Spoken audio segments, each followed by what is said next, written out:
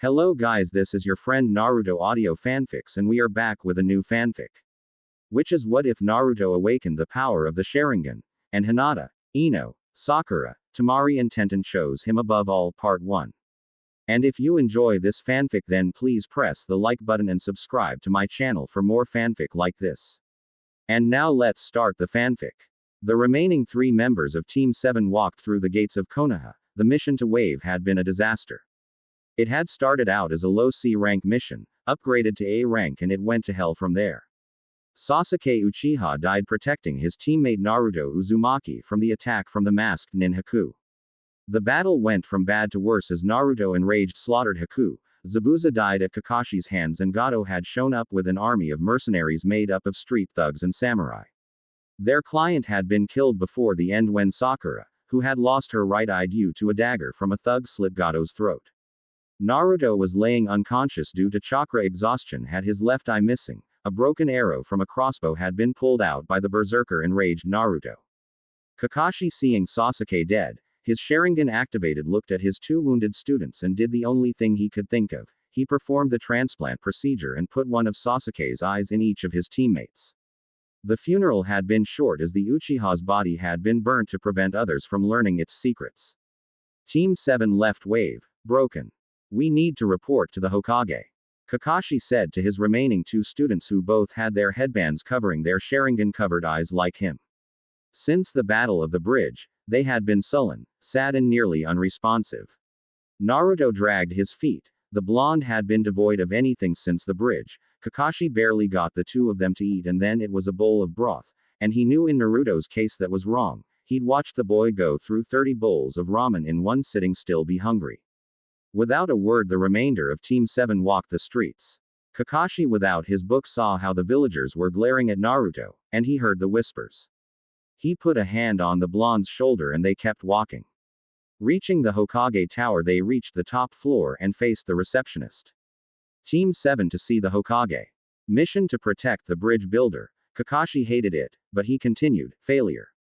The secretary looked up from her paperwork. Where's your other student? She asked. Dead. We need to see the Hokage. He said. Her eyes landed on Naruto and they narrowed. And yet this thing is still alive. Anna, report to Ibiki, now. The Hokage said from his doorway. He looked at Team 7, his old eyes saddening as he took in their appearance. Come in. Anbu. He called. A cat-masked Anbu appeared. Send for Iruka, and then make sure we're not disturbed once he's here. The Anbu bowed and vanished in a leaf shushin. Once the door was closed Sarutobi watched as Kakashi got his students to sit.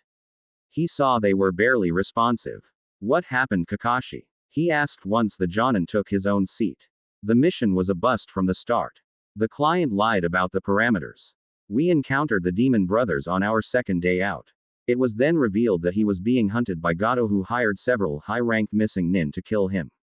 I allowed my students to vote on if we should continue the mission or return. It is my fault as I should have followed procedure, but my pride. He lowered his head. We reached the shore of Wave Country when we were attacked by the demon of the bloody mist. We managed to fight him off. He looked at Naruto. Naruto saved me from a mistake I'd made and we continued. I was weakened due to chakra exhaustion and during the week of guarding the client I had my team learning tree climbing to build their chakra. I should have taught them that weeks ago, but again, my pride. He shook his head. Zabuza and his partner, a masked nin called Haku, returned at the end of the week. The client was killed, and during the battle, Sasuke Uchiha was as well by Haku while protecting a teammate. I had just killed Zabuza when Kakashi closed his eyes. Naruto in a rage tapped into the Kyuubi's power and slaughtered Haku. Nay, sensei. Naruto spoke, his voice hollow. I ripped him to shreds. I am what the villagers have said since I can remember. I am a monster. No, you're not, Naruto. Sarutobi said. Kakashi nodded his head and saw Sakura put a hand on Naruto's forearm. The pair shared a one-eyed look and Naruto nodded. During the time since Sasuke's death the pair had bonded as only survivors seem able to do, drawing on one another's strength to do so. You're not a monster, Naruto. Sasuke saw you as a friend, even if he never spoke it aloud. Sakura said softly. Sarutobi agreed, and he was surprised that Kakashi would speak about the Kyuubi so openly. Seeing the Hokage's concern, he spoke up. Naruto told her. He shook his head, remembering the emotion he heard from the blonde, remembering how expected Sakura to hate him, to rage against him, and instead the pink-haired Kunoichi grabbed her teammate in a bone-crushing hug and sobbed. Sorry, over and over until both passed out from sheer emotional rundown. Kakashi continued his report. Before we could recover, Gato showed up with 100 mercenaries and samurai. During the battle, both Sakura and Naruto became wounded, each of them losing an eye at some point. He looked at the Hokage. I did the only thing I could to save my team at that time, as they were both laying there bleeding out. I took Sasuke's newly acquired Sharingan eyes and transplanted them, one into each. Sarutobi let out a breath. The council is going to have a shit fit. He thought. Not to mention the mission failure, but what will they do now that Naruto possesses the Sharingan? What will happen to us now, Lord Hokage? Sakura asked. He nearly missed her question as her voice was low, her head bowed. He sighed. It depends on the three of you. He finally said. The two of you can return to the academy to be recycled onto new teams with the next graduating class. He saw the look in their single eyes and knew they didn't want that. You can continue on as a two-person cell until a third teammate can be found. He looked at Kakashi. Or you can retire from the life of ninjas. Those are your options. Naruto and Sakura exchanged glances. I'll give you a week to decide. Take that time to mourn and heal up. The pair nodded. Dismissed. Sarutobi said, and he watched sadly as Naruto shuffled from the room, Sakura behind him. Kakashi paused. Lord Hokage. He started coming to attention. Yes, Kakashi. I request that should they opt to remain ninja and a team, I ask that I be allowed to take them on an extended training trip. I need to show them how to use their new eyes, and I need to make amends for the mistakes I made in regards to both of them, and I don't think they'll be able to heal here in Konoha. Why? Sarutobi had an idea, but he wanted to hear Kakashi's reasoning. The villagers hate Naruto, and once it gets out Sasuke died protecting him, he trailed off. I don't think it will be good for his mental health, and by extension Sakura's. Since Sasuke's death, he's been the only thing keeping her sane. On the bridge, she snapped. She tore into the mercenaries without caution. She lost her eye during that, and when Gato taunted about Sasuke, there was no emotion on her face when she slit that man's throat. When she saw Naruto go down, Kakashi's lone eye closed. I thought she was going to go catatonic until he pulled the crossbow bolt from his eye. She was at his side screaming for him not to leave her too. Sarutobi nodded at this. Regardless of their decision, I want them to spend time with Inoshi Yamanaka. After he evaluates them and helps them deal with the trauma, I give you permission to take them out of the village. Kakashi nodded. Thank you, Lord Hokage. Kakashi left. It was only after a few moments that he noticed that Kakashi had not once pulled his book out to read. XX. Naruto stopped. You're home, Sakura, he said, his voice hollow. He went to move, but Sakura had yet to release his hand. Don't go. Come in, she said. Naruto shook his head. No, your mother. He remembered the elder Haruno woman who worked at the library, how she kept kicking him out and calling Anbu on him. Please, Sakura said. Naruto swallowed and nodded. The pair had walked from the Hokage's tower and many people were talking about the headbands covering their eye. Sakura had heard the whispers about Naruto. Was I so shallow not to notice the pain he was in? Naruto followed her in, and she sat on the living room couch, Naruto sitting silently next to her. What are we going to do? She asked after 10 minutes of silence. Before the blonde next to her could say anything, she heard the front door slide open. Sakura, are you home? In here, Mom, she answered, her hand gripping Naruto's in a plea for him to stay no matter what was said. Ira down at the market said she saw you come, you. She yelled, seeing Naruto in her living room. XX. Kakashi sat at the ninja-only bar, the Straight Edge, and sipped his sake. He had come straight here after making his report and ordered a bottle. His whole posture screamed out failure. I failed Obito, and I failed Sasuke. I can't fail Naruto and Sakura again. They're at their breaking point right now. He looked at the bottle before him and at the saucer before pouring the alcohol back into the bottle. The ninja in the bar watched as he stood up and strode from the bar, the rumors already spreading about the loss of the Uchiha. XX. Mom, Sakura said, putting herself between her mother and her sole remaining teammate. Get out of my house, demon. Sakura's mom yelled and threw a vase at him. Sakura smacked it out of the air and glared at her mother. He's not a demon. He's my teammate and friend. Sakura dear, you don't know what you're saying. Her mother said. I know about the Kyuubi mother. Naruto isn't the Kyuubi. The Kyuubi wouldn't have cared about Sasuke dying. A demon or monster wouldn't have cared about me being hurt. Sakura kept a hold of Naruto's arm as she kept herself between her mother and Naruto. You've brainwashed my daughter. He's done no such thing. Sakura fired back. Mom, please, I need you to understand. We're both hurt. We just lost our teammate. I need my mother to accept me, and to accept my friend. Kimura Haruno looked at her daughter. She noticed both teens had an eye covered. She didn't think her daughter had been hurt. You did this, you monster. You hurt my baby girl. Kimura hissed at Naruto. He did not. It was bandits and mercenaries. Sakura said. Naruto fought his hardest to keep me safe. He took a crossbow bolt meant for me and lost his eye, saving me. Kimura looked at her daughter. And you lost your eye, how? Sakura closed her green eye. I'd been incensed when Sasuke died. She felt Naruto tense, but kept her grip on his arm. Gato taunted me about his and Naruto's death. I went crazy and a merc slipped past my defenses and stabbed me in my eye with a dagger. I kept going. I killed Gato. I slit a man's throat, mother. She felt tears slip from her regular eye, the Sharingan one still too new to be connected to her tear ducts properly. If you think Naruto's a monster, then I am too, because I killed those men, I slashed their throats, I stabbed them over and over again. She turned and buried her face into Naruto's shoulder, the blonde held her. Naruto is the only thing keeping me sane, and if you kick him out, mother, I'm going with him, because he's that important to me. Kimura Haruno looked at her shattered, broken daughter, then at the blonde boy who was gently holding her, whispering softly to her, trying to soothe her. For the first time ever, Kimura looked at the blonde boy, really looked at him. She didn't see the fox that had killed her husband, but a hurt young boy, hurt more than her daughter, comforting Sakura, trying to be her pillar of strength even as he looked ready to shatter into a million pieces himself.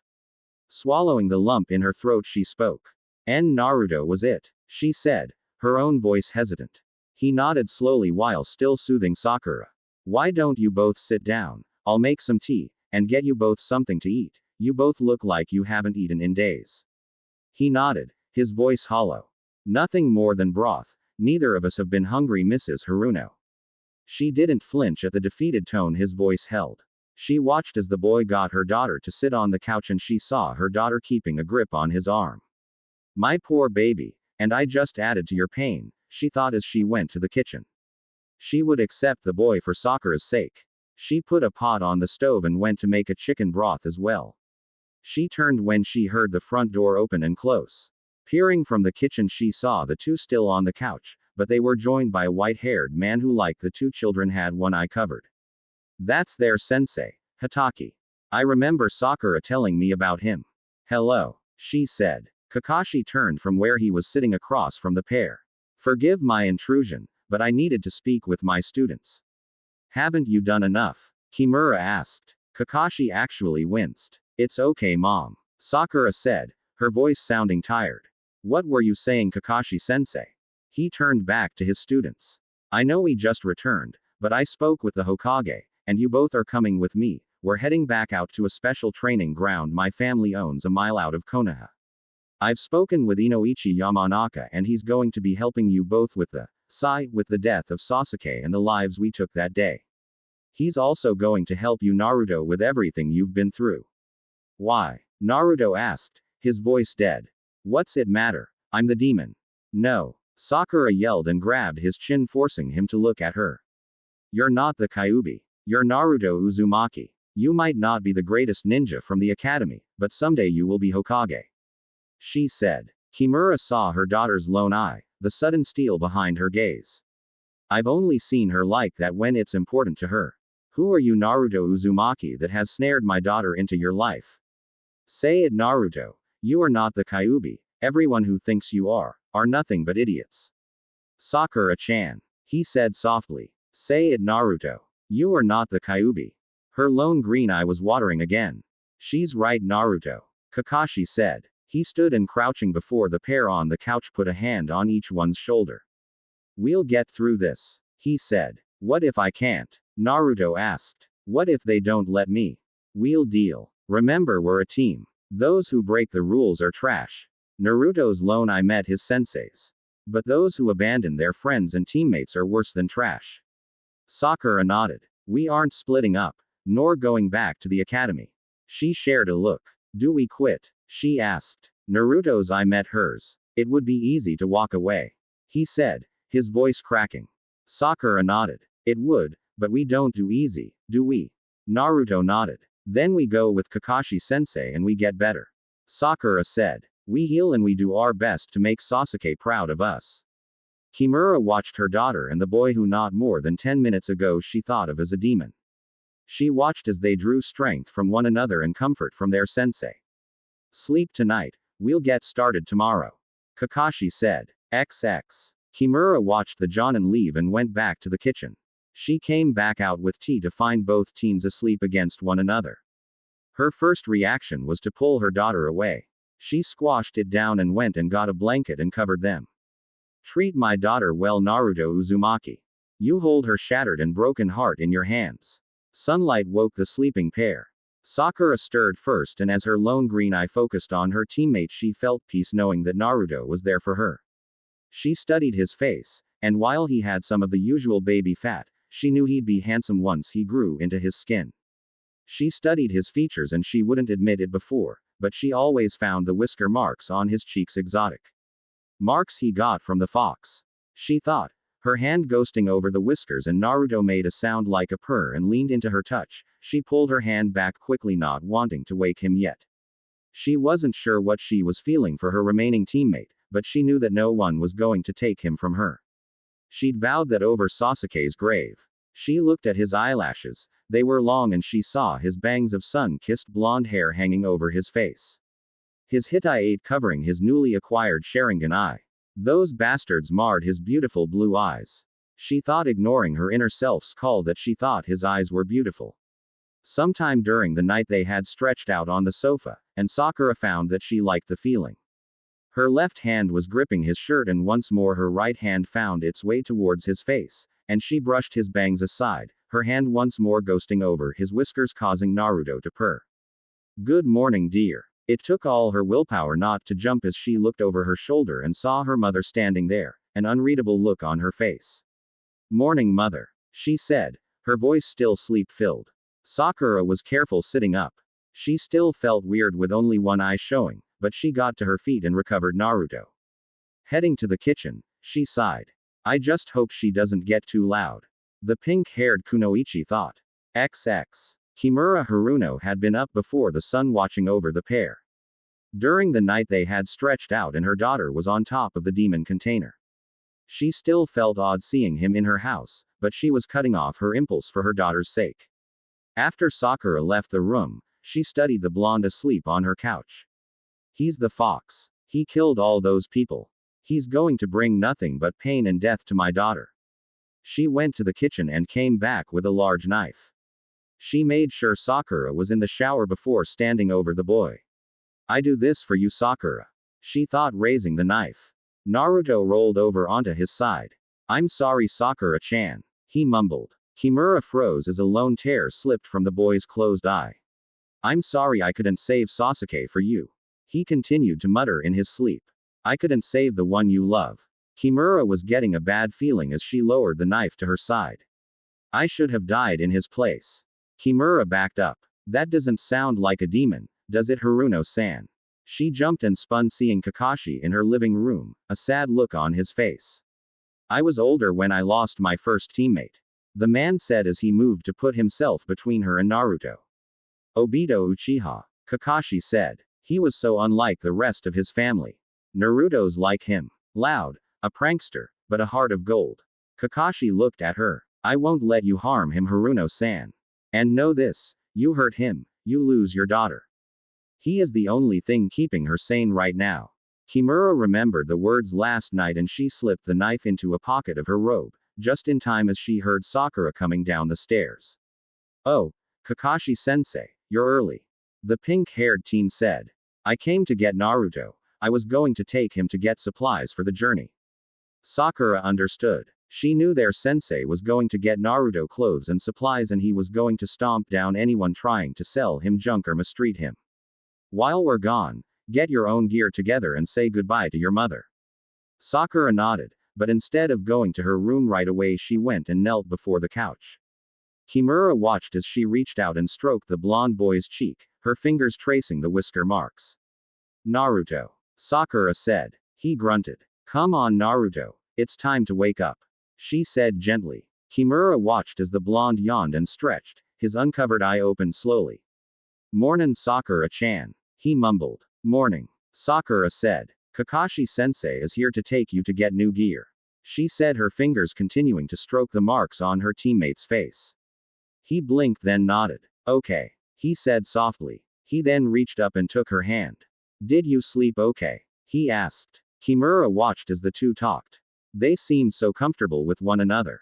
Sakura nodded. You kept the night terrors away. She said softly. Go grab a shower. I think you have some clean clothes in your pack that weren't wrecked. Naruto nodded and sat up. With a bone-cracking stretch he then stood with a fluid grace. Where? He asked. Up the stairs to the right. I'll get your pack. Sakura said. Kimura watched the blonde go. Sakura hadn't moved yet. Mother. She said. Yes dear. Kimura Haruno said. You ever think of taking a knife to my teammate again, mother or not I will break your arm. The pink-haired teen said and she grabbed a battered pack went up the stairs. Kimura was shocked. How? Since Sasuke died, the two of them have become hyper-aware of all that goes on around the other. If I hadn't been here she would have been down the stairs and you'd be on the ground before the knife made it to him. What do you mean? Kimura asked turning to the one-eyed man. While we were recovering in wave, an old man tried to come close to Naruto while he was unconscious. He had been scaling fish and had a knife in his hand when the boy had a nightmare. He was just going to check on him and his hand got close and Sakura appeared and knocked him back. The same happened a day later. Kakashi looked up the stairs listening to the shower. A tragedy brought them so close, that I pity the person that tries to separate them or harm one or the other. His lone eye locked on her. And I will do all I can to ensure that they don't meet the same fate as their teammate. I failed them before, I will die before I do so again. Sakura came back down and glanced at her mother before looking at her sensei. Kakashi-sensei, can you get me some new tags and kunai while you and Naruto are out? I'm nearly out. Sure thing. Anything else? He asked. I know you like the whole headband covering half your face, but can you get me an eye patch please? He nodded and was surprised she hadn't asked about it earlier. I will find one that's adjustable. Is basic black okay, or should I find a specific color? Sakura shrugged. It was then Kimura finally realized this incident had changed her daughter. Basic black is fine, she said. Kakashi nodded. They heard the shower shut off and Sakura excused herself to go back to packing. XX. Naruto allowed the shower to beat down on him. The hot water felt wonderful. You have no right to enjoy a hot shower, Dobi. You let me die. No. Naruto whispered. I tried to save you. I just wasn't strong enough. Dead last. You should be the one dead. You stole my eye. You stole Sakura. The mental voice of Sasuke Uchiha ripped into him. Naruto flinched and leaned back. No, that's not true. He whispered. It is Dobi. I'm dead because you were too damn weak. Naruto felt tears slip from his eye. He was keeping the Sharingan one closed. He finished washing without hearing his dead teammate's voice in his head and dried himself with a towel. He looked at the mirror and closed his eye before opening both of them. The Sharingan blazed to life. He discovered he felt no drain like Kakashi and Sakura experienced, but said nothing to either. Wrapping the towel around his waist he froze hearing a knock. Naruto. Sakura's voice came from the door. In here Sakura. He answered. The door opened and a hand held a bundle of clothes. I brought you some clothes. Kakashi-sensei is waiting. He took the clothes. The slender hand hesitated. Naruto. He said nothing as the door opened and Sakura slipped in and hugged him. Naruto's empty hand went around her. I'm sorry. She repeated over and over. For what, Sakura? My mother. My own stupidity, the villagers. She said and leaned her head against his shoulder. You have nothing to apologize for, Sakura. He said. Yes I do. She looked up at him, her green eye meeting his. She pulled her headband back and both their eyes connected. I hurt you so much over the years and you always forgave me. If I was stronger on the bridge, Sasuke would be alive, and you wouldn't have been badly hurt. Sasuke was my fault, Sakura-chan. He said. I wasn't good enough and he took those Senbon for me. I did nothing, Naruto. I let the client die. Sakura hugged him, her eyes closed. You and Sasuke were so strong and all I did was make fun of you and insult you. You were the strong one, Naruto. You've had to deal with the stupidity of the village all by yourself. Well, no more. You're precious to me, Naruto. You're my teammate and I won't let anyone, including my own mother, treat you like that again. Naruto swallowed the lump in his throat. Since the failure in Wave, Sakura had picked apart his life and now knew everything about him. Sakura-chan. No. You're a great ninja, you know. She said into his neck as she continued to hold him. I'm not as good as you, or Sasuke. He said, feeling her against him. Me. Sakura scoffed. I'm book smart and clever in controlled conditions. There are more important things. Friendship, loyalty and, she sobbed. I'm scared, Naruto. I can't lose you. Naruto held her. You won't, Sakura-chan. He said softly before pulling back. I'll be around until you no longer wish me around. Forever then, she said. Naruto smiled. No, unless you want to see my scrawny butt, I need to get dressed. Sakura smiled. I don't know, and it's not that scrawny. She said with an impish grin. She slipped from the door, pulling her headband back to cover her Sharingan.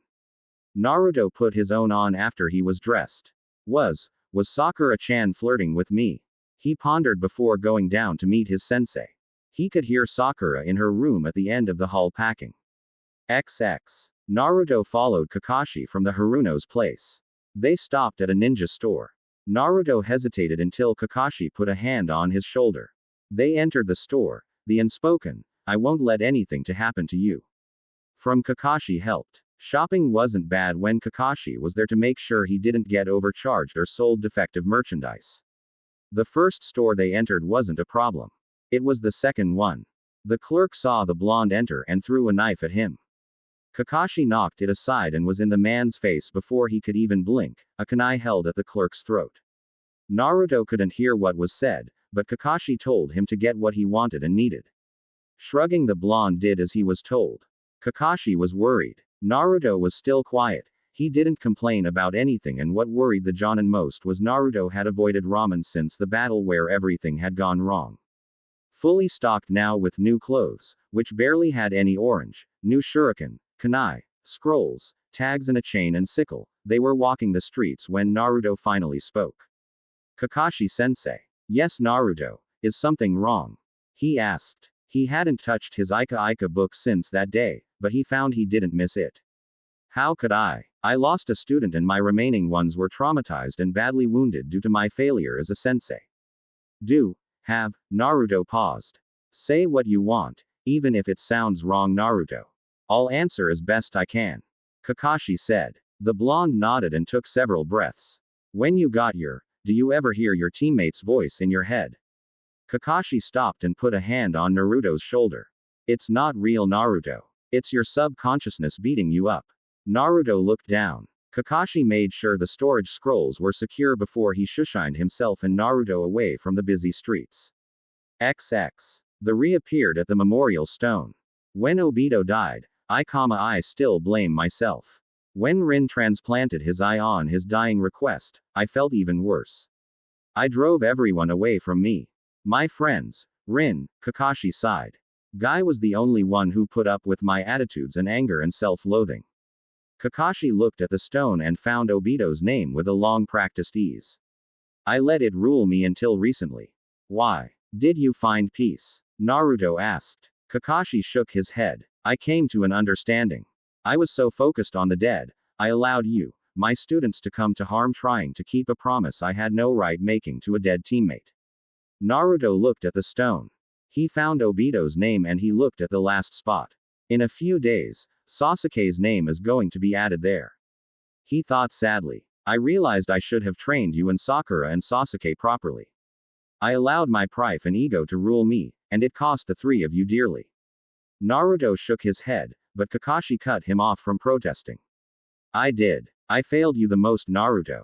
I knew how you were trained in the academy, and instead of helping you fix it, I abandoned you. I am worse than trash. Naruto looked at his sensei. No. Kakashi sensei. Yes, Naruto. If I was a teacher, I would have trained you properly. I would have forced Sasuke to work on his teamwork. He looked at the memorial stone. I should have done what Minato sensei did to our team. Who? What did he do? Naruto's lone blue eye looked up at him. Minato Namikaze was my sensei. The name didn't draw any recognition, and Kakashi decided he'd talk to the Hokage first, but he was going to tell Naruto about his father. And our team was similar in so many ways to Team 7. Sasuke was like me, you were like Obito, and Sakura and Rin are so similar it's scary. We had the same errors and fights amongst ourselves. Unlike my sensei, I did nothing to stop them. Minato sensei, however, refused to let anything like that happen. He would use a chain jutsu and bind us together. Let me tell you, nothing promotes teamwork like being shackled to another person 24 hours a day. It took us a month to start working together on things without fighting.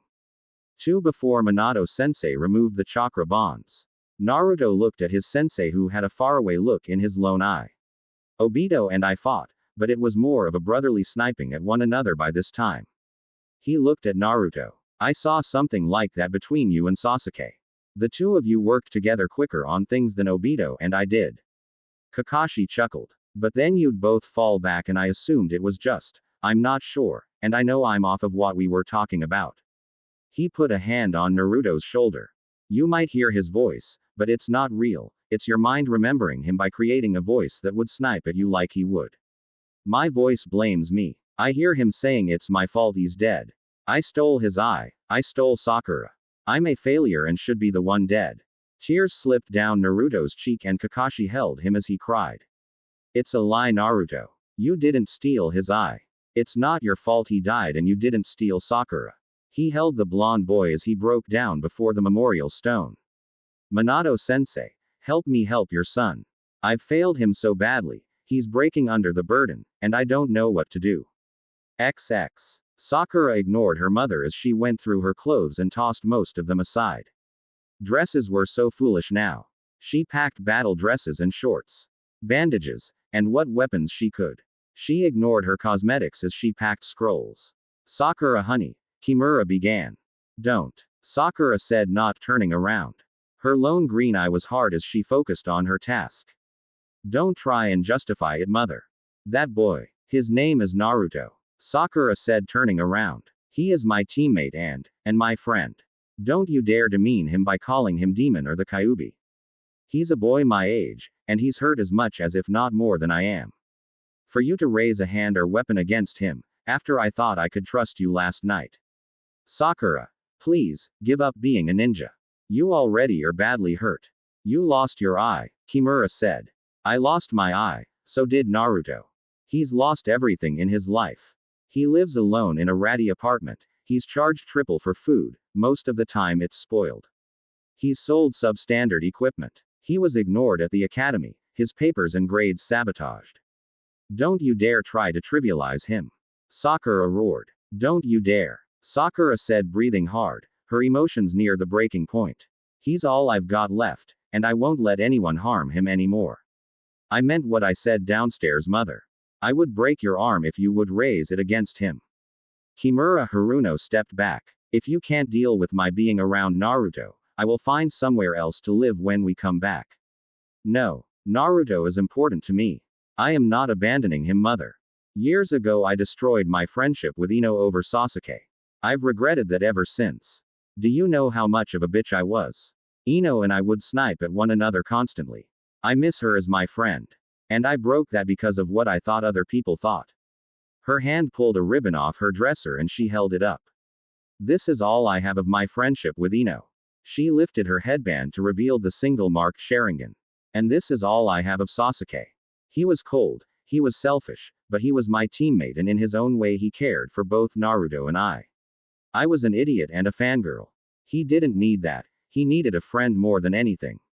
She pulled her headband down. She still didn't have chakra reserves for long exposure, and her eye contact with Naruto earlier had drained her a bit, but that was something she didn't regret.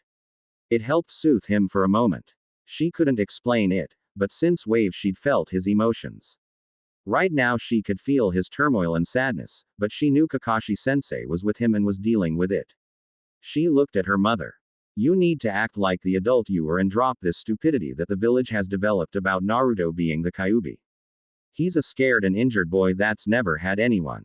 Sakura turned her back and went back to packing. No, if you don't mind, I need to finish packing. Kimura Haruno stepped back, tears in her eyes at the coldness in her daughter's voice towards her. Oh sweetie. XX. Naruto sat looking at the memorial stone. Sensei. Yes, Naruto. Kakashi said, sitting next to him. Will you help me and Sakura finish Sasuke's ambition for him? Naruto asked. Kakashi swallowed. Kill Itachi. Naruto nodded. It will be sometime before you're both ready, and you can't go after him until I say you are. Kakashi said. Naruto nodded again. Sensei. Yes. Kakashi said. I think the Kyuubi's messed with my eye. He said. What do you mean? Kakashi asked, looking at his blonde student. I don't feel a drain on my chakra with it. Naruto admitted. Except for the first few days, I've had no trouble with it other than I can't shut it off. Kakashi sighed. I'm not sure what to say, Naruto. The fox altering it like that could be its own way of protecting you. Naruto scowled. I wish there was a way to remove the damn fox from me. It was low, but Kakashi heard it. He put a hand on his student's shoulder. We can't change it, but we can make it work for you. He said. They'd been there for an hour now. Naruto's stomach made a loud rumble sound and Kakashi smiled. We should eat. Naruto sighed. I don't know if I can. You need to eat, Naruto. Both you and Sakura need it. Kakashi said. He didn't mention his own lack of appetite since Sasuke's death. Come on, we'll get Sakura and after we've eaten we'll see the Hokage. I'll even treat you to ramen. No response. Naruto. Can we have smoked fish instead? Naruto said. Smoked fish. That was the. Sure, Naruto. Kakashi said, standing, and the pair walked from the memorial, the Jonin remembering the last meal his team had shared together before the disaster in Wave. XX. Sakura accepted the eye patch and slipped it on, tying her headband back over her hair. She slipped the scroll Kakashi handed her in her pack. She didn't say goodbye to her mother, who was in the kitchen as they left. They'd eaten in silence at the restaurant, the food was slow in consumption, and talk was barely existent. They were leaving when they ran into Team 10. Forehead. Ino said. Sakura nodded, but remained quiet. What's with the patch? I was injured on our last mission. Sakura said softly. Looking around, Ino spoke again. Where's Sasuke-kun? Didn't he want to eat with losers like you? Ino. Asuma said. He'd heard what happened, but had yet to inform his team. Looking at it now, he smacked himself for not doing so as Sakura teared up and turned. Naruto caught her as she buried her head against his shoulder and sobbed. What gives? Ino asked. Kakashi answered. Sasuke Uchiha died on our last mission. Team 10 looked shocked. Ino looked lost. She looked at Sakura, who was holding on to Naruto as a lifeline. 4. Sakura. I'm so sorry. I didn't know. Her own tears welled up. Naruto's lone blue eyes blazed at her. No, you didn't, but all you can do is snipe. You see her hurt and you go to say the most hurtful thing you can. He spoke softly to Sakura, his hand rubbing up and down her back. I didn't. She looked at Asuma and Shikamaru for help. Shikamaru put a hand on her shoulder and shook his head. Kakashi, I'm sorry for your team's loss. Asuma said. What are you going to do now? Kakashi put a hand on Sakura's and Naruto's shoulders. I'm taking them to my family's place outside of town. We all need time to grieve and heal. Shikamaru noticed the eye patch and Naruto's own headband like his sensei's. What's with the eye coverings? Kakashi closed his eye. Both Naruto and Sakura were badly wounded and lost an eye. I did a field procedure and took Sasuke's eyes and placed them in their destroyed sockets. Ino looked at the eye patch covering her rival's eye. You have Sasuke's eyes. Asuma put it together. He got his Sharingan. Kakashi nodded. I wasn't going to lose my remaining students. I did what was for the best. For the best? Ino demanded. You stole his eyes. Kakashi looked at the blonde. I'll forgive your assumptions as you don't understand what's happened. Bull. Ino. Asuma said, cutting her off. She looked at him. If Kakashi hadn't done what he did, they very well could have died depending how deep the wounds were. He saved the Sharingan for Konoha and he brought his students back. All but Sasuke-kun. The blonde snarled. Naruto looked at her and took Sakura away. Get back here, Ino demanded. Kakashi looked at Asuma. Speak to you later. We need to see the Hokage. Team 7 walked away. Ino fumed. I bet that Baka Naruto was responsible. She snarked. He probably messed up and Sasuke had to save him. Ino, that is enough. Asuma said. I know the mission report. The client lied about the mission. It went from C rank escort to an A rank possible S rank mission. The fact Kakashi brought back any of his students alive means something. Why couldn't he bring back Sasuke-kun and not the dead last and forehead? They slap. Ino's cheek erupted in pain and she looked in shock at Shikamaru as he lowered his hand after slapping her. Don't be such a shallow bitch, Ino. Can't you see how much pain they are in? Choji nodded. Naruto was a somewhat friend, and the pain he'd seen in the blonde's eye when Sasuke was mentioned meant that Team 7 was crumbling apart at the seams. Even Choji could see that. Asuma nodded. Team meeting is cancelled. Go home. If you want to talk about this, come see me. Do not verbally attack them. He looked at Ino. He'd seen the look in both Kakashi's and Naruto's eyes. He wondered for a moment if he'd have survived the attack, but both walked away, managing to keep their temper. Talk to your parents as well. Asuma said. We'll talk about this as a group as well later. This is the first loss for those in your age group. Asuma watched his students go. He was saddened how Ino acted. He'd seen the pain in the remaining team, and sent a prayer to Kami to help them pull through this. XX. I didn't expect you back so soon. The Hokage admitted. We talked about it, Lord Hokage, and I'm taking them to my family's home as I talked with you about last night. I've also asked Inoichi to come out and talk with them both separately and together. Sarutobi looked at the two teens that were sitting on the sofa off to the side. They'd shown up and Sakura looked shattered and Kakashi told him of the running into Team 10. That's why they can't stay here right now. They need to heal. Sarutobi nodded. About the Chunin exams in 3 months. If, a big if they are even in any kind of condition, I'd say as a 2-person cell. I don't think a third teammate at this time would be beneficial to their mental state. But I'm not going to worry about that right now. I need to help them mentally and how to learn their new eyes. Kakashi revealed Naruto's admittance of Kyuubi meddling. Sakura looked up at the blonde as he ran a hand up and down her back. He looked at her sadly and nodded, neither saying a word, allowing Kakashi to speak for them. The day was half over and it was already so draining on them both emotionally. Sarutobi pulled out a sheet of paper and wrote out a pass for Team 7. Take care of them, Kakashi. He said softly. Kakashi nodded, taking the travel papers, and bowed. I won't fail them this time. I swear on my life. Your family owns this? Sakura asked as they stood outside what looked to be a former hotel. Yeah, I turned it into a private training ground when I was 19. Kakashi said. It's clean, I pay a service to maintain it. He told them, unlocking the door. There's a hot spring out back, it's so, you'll have to share or take turns. Neither teen said anything. The training ground is the forest and the mountain. There's a weight room and dojo in the basement. He told them. He gave them the tour, the kitchen and dining area, the library and the second floor with the rooms. Pick what you want. I'm taking this one, it's the one I've used since I came here. He said, going to the end of the hall. Naruto took one to the left of the stairs. Sakura hesitated and walked in with him. He looked at her then nodded as he went and got another set of pillows and blankets from another room. Sakura put her scrolls down on top of a desk. Every time I sleep without Naruto, the dreams come. Last night was peaceful, I don't want to be a burden, but.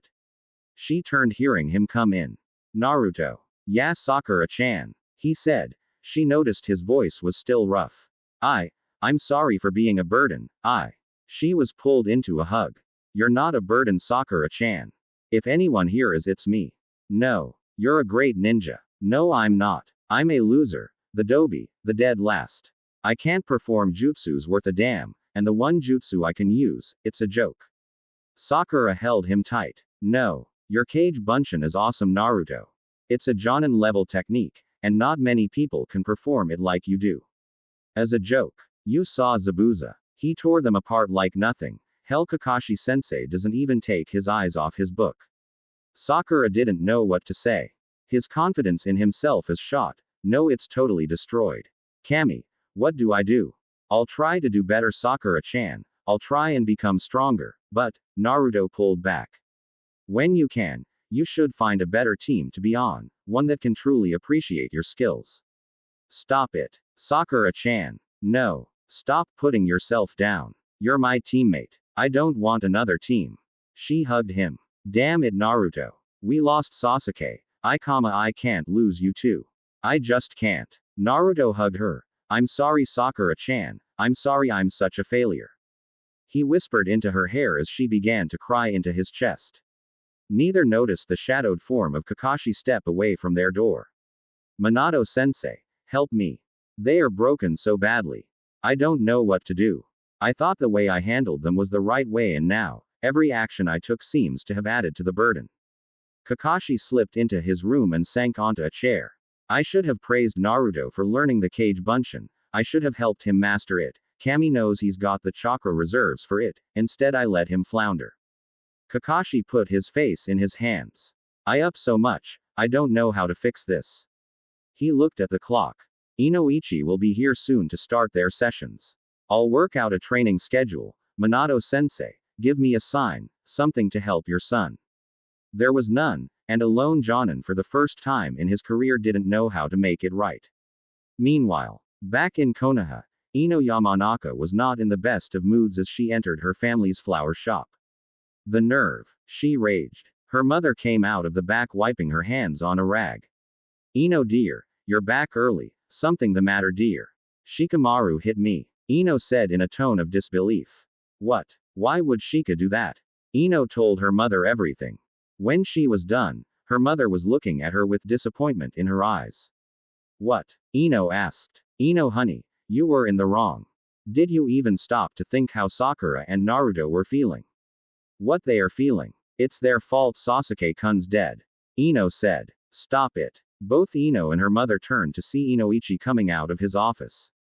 Going somewhere dear? Ino's mother asked. Yeah, Kakashi's asked me to help his students over the psychological trauma. He said holding up a bag. I'll be back when I can, but I'm coming with you. Ino said standing. I don't think so, princess. Inoichi said. You need to think long and hard about your actions and how they have added to the harm done to Sakura and Naruto.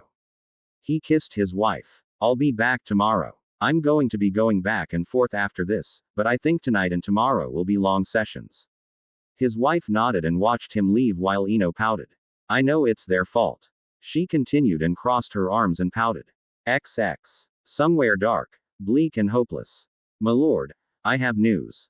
What is it? A shadowed figure said. A report from your spy in Konoha. The Uchiha is dead. What? He died on a recent mission that went from C rank to high A rank, possibly S rank. Damn. Did they recover the body? No, master. Reports indicate that it was destroyed by Kakashi Hatake to keep the secret of the Sharingan from being discovered. All my plans wasted. The figure on the throne hissed like an angry serpent.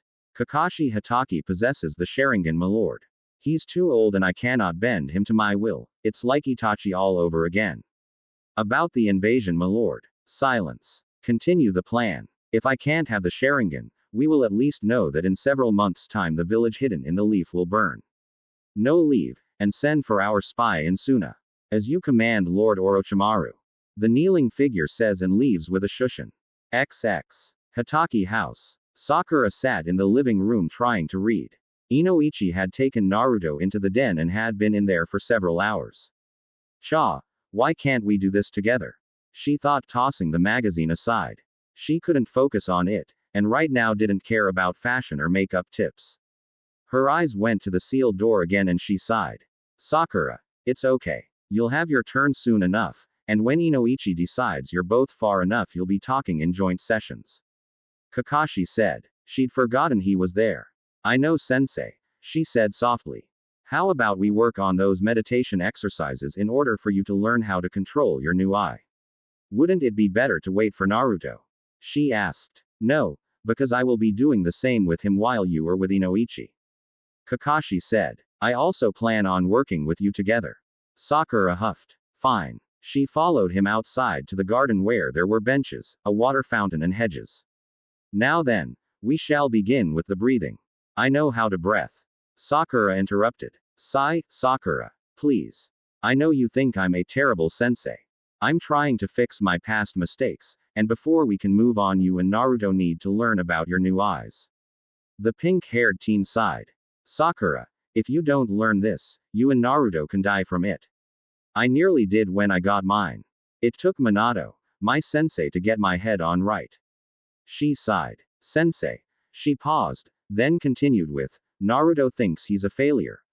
He's not, but with everything. I know, Sakura. I'm going to try and fix his self-esteem up, but you're going to have to help. He sighed. Both of you are so damaged, mentally and emotionally, and physically. Your training, I failed as a sensei. I played favorites. If my sensei was alive, he'd kick my and use his Rasengan mixed with 1,000 years of pain. He looked at her. Now, close your eyes. We need to center yourself, calm your breathing. Find your core. But, no buts. And for the next hour, Kakashi spoke with Sakura and helped her find her chakra pathways never taught in the academy. Naruto joined them for a time, and then it was Sakura's turn with Inoichi. XX. Inoichi sighed as he sealed the scrolls. One was marked Sakura Haruno, the other Naruto Uzumaki. He hated this. They're so young. Many ninja are lucky that they don't experience death until they're chunin with years under their belts. These two, fresh from the academy. He closed his eyes and prayed Ino was luckier. Am I bad person for being glad this wasn't my daughter that it happened to? He'd spoken hours with Naruto and had realized he would have to go further back with the blonde. When he'd entered his mind, he began working. Inoichi wanted to weep at the psychological damage the boy had suffered over the years. All that, and I barely got up to the academy years. He thought with a tired sigh. Sakura was as damaged, most because she now realized her actions over the years and she was punishing herself. She's going to be around him. Kami, help us if something happens to one or the other, we'll lose both of them then. He thought. Inoichi. Kakashi asked, coming in. Hey Kakashi. Are they asleep? Between meditation and their session with you, they're exhausted. Kakashi sat across from him. How bad? Very. They're on the verge of breaking, Kakashi. If they get separated, or worse, if one of them is hurt or killed, the other will shut down mentally and eventually die as well. Kakashi closed his lone eye. They have a bond. Yes. And no, it's not from them each having a Sharingan eye. Tell me, when the mission went to shit, and they fought, and were recovering, were they separated at all? No. Kakashi said. Anytime I tried to move one or the other, they would become restless and Sakura would have night terrors. Naruto would wake and stare blankly at the wall, he'd break out in a cold sweat. The only time they knew peace was around the other, and they're hyper-aware of the other even at a distance. Inoichi sighed. Somehow, someway they formed a life bond. I've never seen its like before, Kakashi. The way it formed shouldn't have been possible. Do you think the Kyuubi did it as a way to save Naruto? The one-eyed Jonin asked. Why? Kakashi shrugged. It's awake. I know this much. It went out of its way to keep Naruto alive on the bridge. It's given him a healing factor that is scary. It's mutated his Sharingan. He keeps it covered because he's scared. Inoichi looked at the tea on the desk that was long cold. I'm at a loss, Kakashi. I can only help them so much. Naruto has more trauma than any 10 fully trained ninjas that survived the war, and Sakura is so fragile I'm not sure what might break her. Kakashi nodded. She threatened her own mother. What? Inoichi looked up at that. When they woke, Sakura was upstairs showering, and Kimura stood over Naruto holding a knife. Sakura had been ready to attack, she sensed the intent. After she came down and woke Naruto, she told her own mother she would have broken her arm. Inoichi wished he had some sake. I read your own file, Kakashi, about after your teammate Obito died. This is similar, but different on so many levels. I know. I'm the only one qualified to help them, and yet, it was through my own actions that this ever happened. I mind-walked Naruto. He told me. Kakashi said. What are you going to do, Kakashi? Train them. Help them as much as possible. Be there as I should have been. Kakashi closed his eye. I should have been there for Naruto growing up, but again, I failed. I won't do it again. Are you doing this out of guilt, Hatake? Inoichi asked. A bit. The loss of Sasuke was a kick in the balls I needed to pull my head out of my and for me to realize the failure I am as a sensei to those two upstairs. I'll do another session tomorrow. Are you going to keep them out here long? A month, maybe two. Are you going to let any of their friends see them? Inoichi asked. Kakashi's eyes hardened. After the way Ino reacted, I think not. Inoichi sighed. I'll talk with her as well. Perhaps we could try in a month or so, bring their fellow rookies together. I'll think about it, Kakashi said. XX. Upstairs, Sakura left the bed and snuggled against Naruto, who'd taken the floor. She'd listened as he tossed and turned and finally left the bed, and once she'd touched him, he calmed. Her lone green eye in the darkness studied him. Kami, why? Why does he have to hurt? Sakura calmed as Naruto's arm went around her in his sleep. Her tired mind quieted as she rested her head on his chest, his heartbeat lulling her to sleep. I'll be here for you always, Naruto-kun. That's my promise of a lifetime. Sakura thought as sleep finally claimed her. 1 month later. Again. Kakashi said. Sakura groaned. I can't. She said, gasping as she tried to push herself off the ground. I'm too tired, sensei. Don't give me that, Sakura. Kakashi said. For the last month they'd been training, and Sakura's physical and chakra reserves were pushed to new limits. Sadly, whenever she used her Sharingan, she had a time limit of 3 minutes. Your reserves are pathetic. How did you even get out of the academy? Kakashi asked. Lots of book work. Sakura admitted. Kakashi sighed and looked at his watch. Naruto should be done with Inoichi soon. Sensei. Sakura said as she finally reached her feet. How come Inoichi hasn't said anything about the Kyuubi? Kakashi sighed and handed Sakura the leaves as she balanced on a bamboo pole using her chakra on both. That's because Inoichi is in Naruto's mind, while the seal is located in his belly near his core. The only way Inoichi would encounter the fox is if he went looking for him. He shook his head. A lot of the younger ninjas mistake that because Naruto holds the Kyuubi it would be in his mind and affect him. It's not the case. Now, again. Sakura balanced the leaves on her forehead, above her palms while balancing on one foot on a pole. I know I sound mean, Sakura, but you have come a long way in the last month. It's just, you're nowhere near where you should be. I'm sorry, sensei. Sakura said, trying to keep focused on the task at hand. Well, Naruto's the opposite. He has limitless chakra, but because of the Kyuubi he has to fight for every shred of control. I should have worked with the two of you in the beginning. You're doing it now. She said.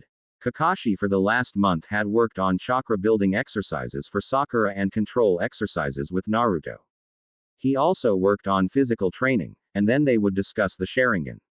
Naruto had no limit, but he still kept it covered just in case. Sakura's max was 3 minutes, and then she'd sleep a day after. Kakashi looked back towards the house. He was concerned as Naruto's sessions with Inoichi lasted upwards of nearly 4 hours a day. Sakura and Naruto once a week would have a joint session. Inoichi told him it was confirmed. They were hyper-aware of the other. There was a chakra connection between the two minds. It didn't share thoughts, but he did say it was empathic.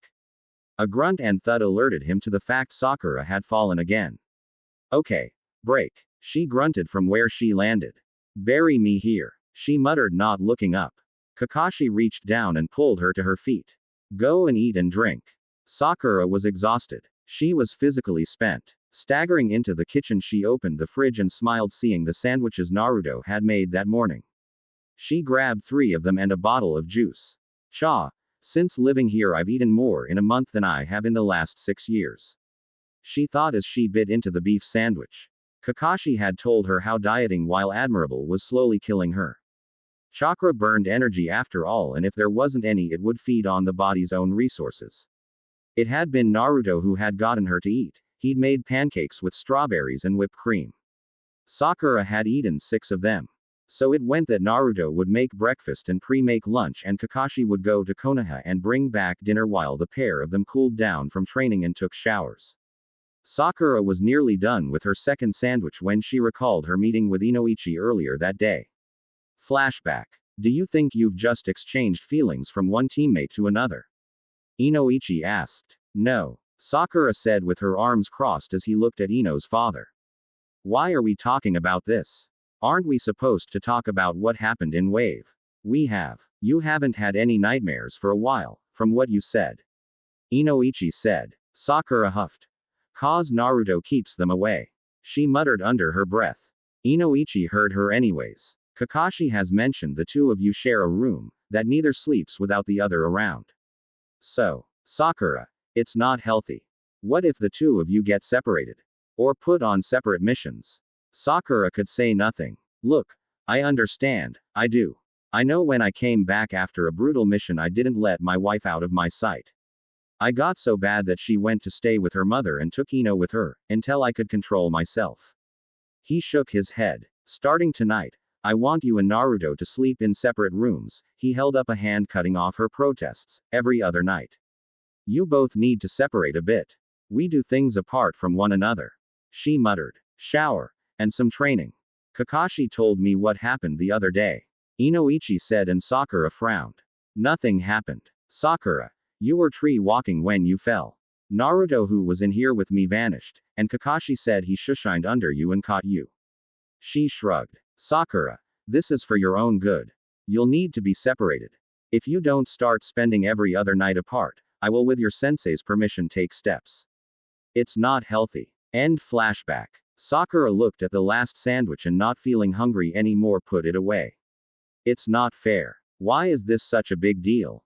She sipped her juice. And I am so not substituting Naruto for Sasuke. He's all I have left. She looked out the window and saw Kakashi setting up the area again. I hate this, she thought. XX. Naruto. Inoichi began. I can't. It must be done. We need to talk with the fox to see what happened with your eye and if it's made any other alterations to your body. Naruto sat across from the clan leader to the Yamanaka clan, his right knee bobbing up and down in a nervous fashion. I'm scared. Of what? Naruto looked at him like he was insane. Naruto, in the last month, we've worked through your childhood, and trust me, I've talked with the Hokage about the behavior of the ninja and villagers. What they've done to you won't matter. They'll keep doing it. Naruto interjected. The shop owners will continue to sell me defective merchandise at triple the price. The only time I've ever gotten a fair deal was with Kakashi sensei, and he had to threaten the shop owner to get it. The blonde sighed. Can we do this another time? No, Naruto. We put it off last time, and the time before that. Don't worry, I'll be there with you. I'll enter your mind like I have in other sessions, and we'll make our way to the seal. Letting out a breath that only a teenager can do that makes it long-suffering, Naruto nodded. Inoichi put his hands on Naruto's temples and face. Relax, kiddo. He completed the mind meld jutsu.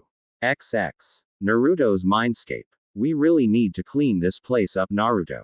It's brighter than before, but still, a sewer is not an ideal environment for a healthy mind.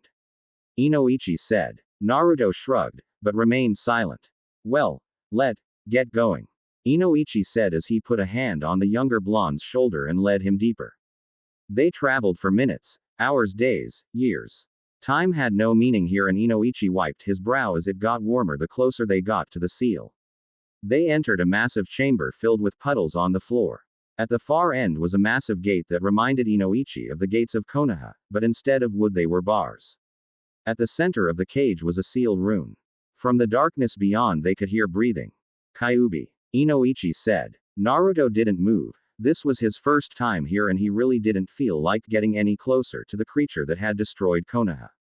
Inoichi however needed answers and stepped forward. Kyuubi. He called out. For several moments, there was nothing, then.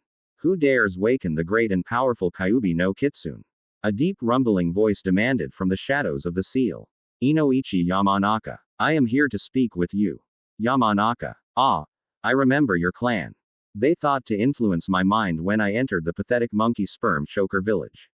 Their souls were delicious. Inoichi his head to the side. Pitiful. You insult and try to make me angry. So much for the great Kyuubi.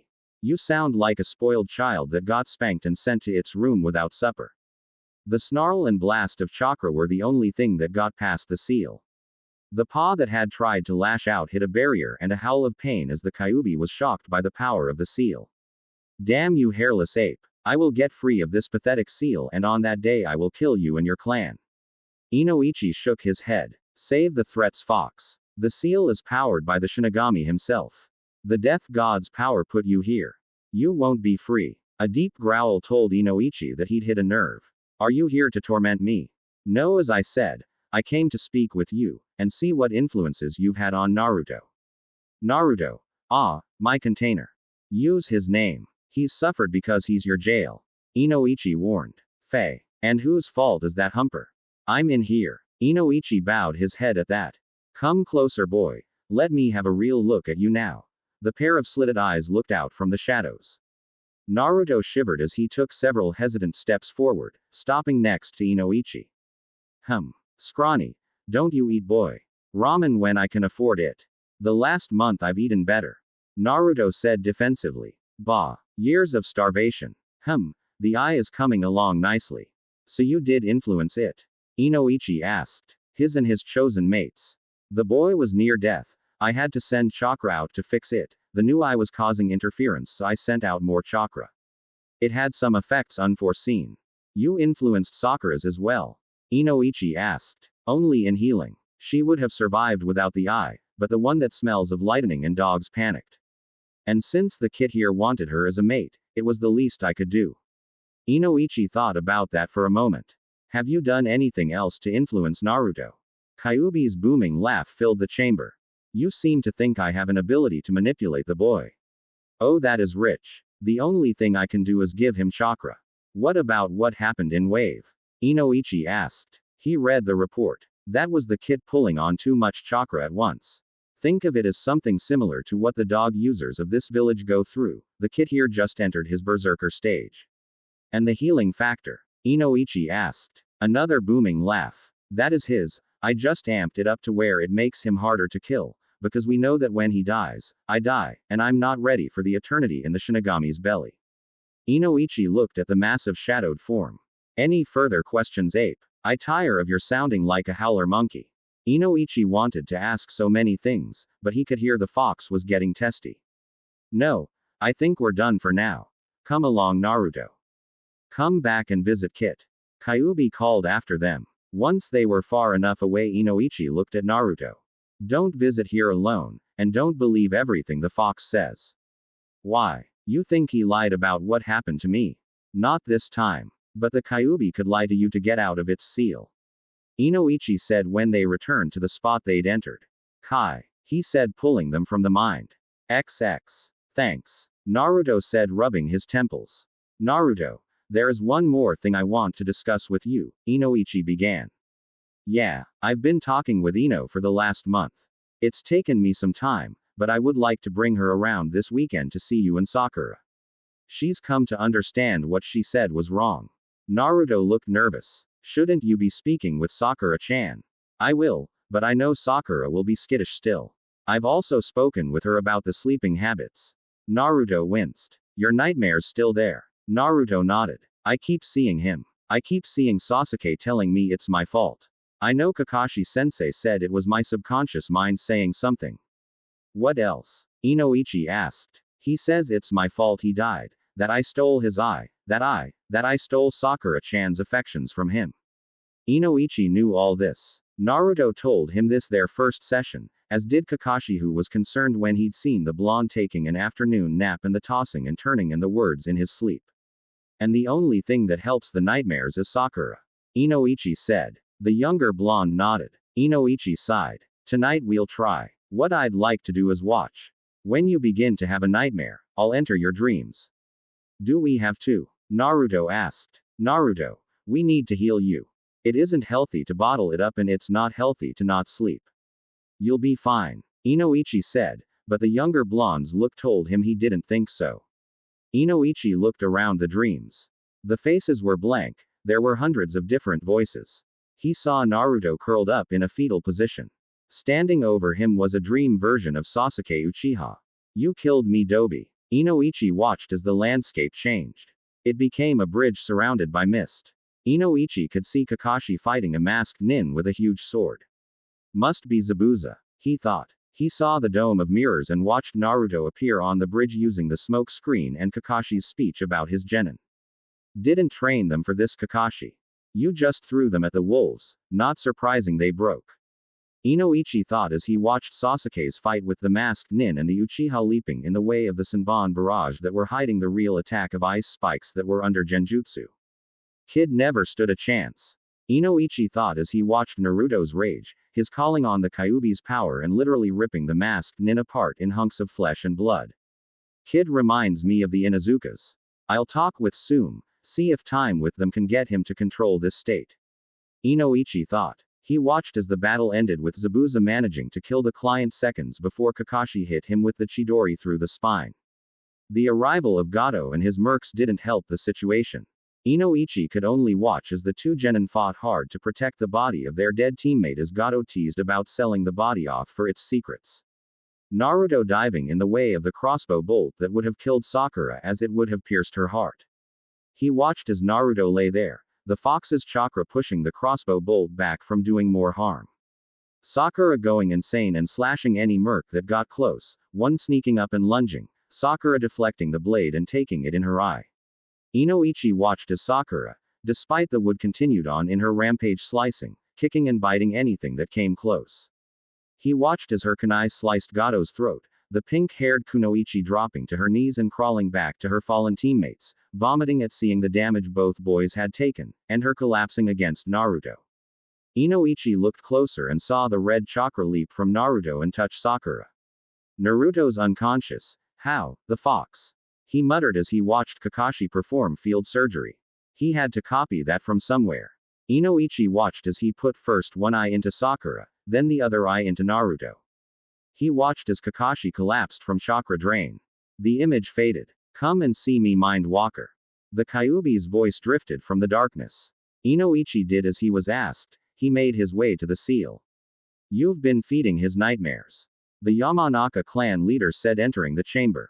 PFF'd. You give me too much credit again. The Kit's own mind keeps replaying his supposed failures. And it must stop. You don't want him to see this?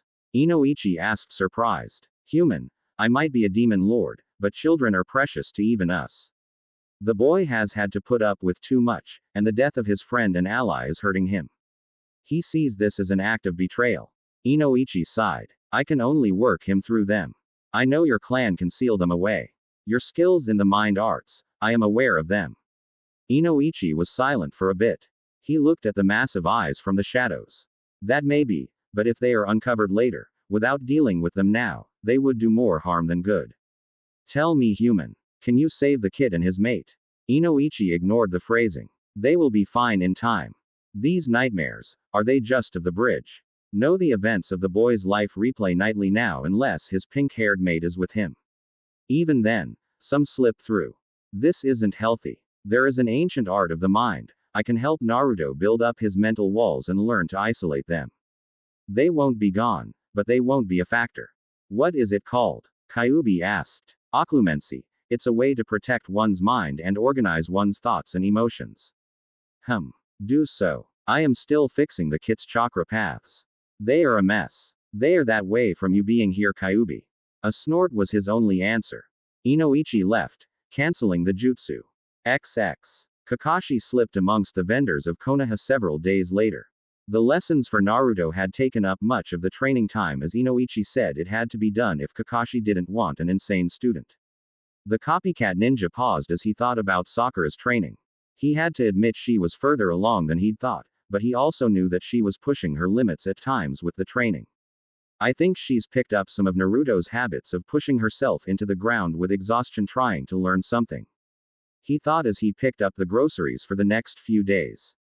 He passed the bookstore, his eyes not once gazing at the advertisement about the newest Ika Ika novel coming out that day. He entered the weapons shop and picked up more kunai, senbon needles and shuriken. His gaze stopping on the kunai and chain combo. He looked it over and made a decision and bought it for one of his students. The other he picked up a pair of bladed tonfa. Kakashi. He paused before the checkout and turned to see Asuma. The chain-smoking Jonin was looking at him. Hey Asuma, he said with a wave. How are you and your students? Asuma asked. He'd seen Kakashi in town several times, but the white-haired Jonin only paused long enough to buy food and supplies. They are getting better, slowly. Kakashi admitted. Emotionally they are still fragile. Physically they could take the Chunin exams and pass, I think. Kakashi admitted. But emotionally they aren't ready. They are still walking wounds. Give them time, Kakashi. Asuma said as the famed Jonin paid for his supplies and stored them in a seal. It's only been a couple of months. I know. And I'm not pushing. Inoichi's working with them daily. I think he sees my team more than he sees his own family. Asuma snorted at that. Ino wants to apologize. She's had time to think of her actions that day and she's come to realize that she was in the wrong. Inoichi's mentioned that. He's told me both Naruto and Sakura are leery of coming back or seeing anyone else yet. You see the old man yet? Asuma asked, changing the subject. Yes. I never realized how much Naruto kept the third spirits raised. Kakashi admitted. The whole village has been too quiet without his pranks or his presence. My nephew has been going spar over his idol not being here. Asuma flicked his cigarette aside and pulled out a new one. What about you, Kakashi? What about me? What? Don't give me that. You've not been the same either since the Uchiha's death. You brood so much. Even Guy has thought about buying you those horrible books and sitting you down and reading them out loud to you. Sigh, I don't have the luxury of that anymore. I messed up. I messed up big. Kakashi looked up at the Hokage monument from where they could see it on the street. I was more interested in my books than making sure my students were properly trained, and don't look at me like that, Asuma. I taught them only one thing the entire time I had all three of them. I taught them tree climbing, and that was during the mission in Wave. Kakashi kicked a stone. I up so badly. 2 of my students were maimed and a third was killed. My arrogance cost the client's life. I had been too busy bragging that when Sasuke died I was shocked at the ferocity of Naruto that Zabuza slipped past me and after kicking Sakura aside, he killed the client. Kakashi. Don't. Until I've made up for my sins to my team, I won't ever touch Ika again. Asuma watched him walk away. Sigh, let your friends in, Kakashi. You keep bottling it up like this and you'll kill yourself. XX. Naruto and Sakura were practicing taijutsu. Each was given scrolls and a style to learn from Kakashi. He had them use their Sharingans to copy the base formats. Naruto's style was a combination of the Dragon Fist and Capoeira. The Dragon Fist Kakashi told him was the style of the 4th Hokage. The Capoeira he'd told Naruto was from the Uzumaki clan. Sakura was a blend of Kenpo and Capoeira. It was during this practice that Inoichi was watching them. He saw how they moved, together. How are they doing? Inoichi looked over his shoulder. Shopping done early? He asked Kakashi, who materialized in the middle of the room. Something like that. It looks like a dance.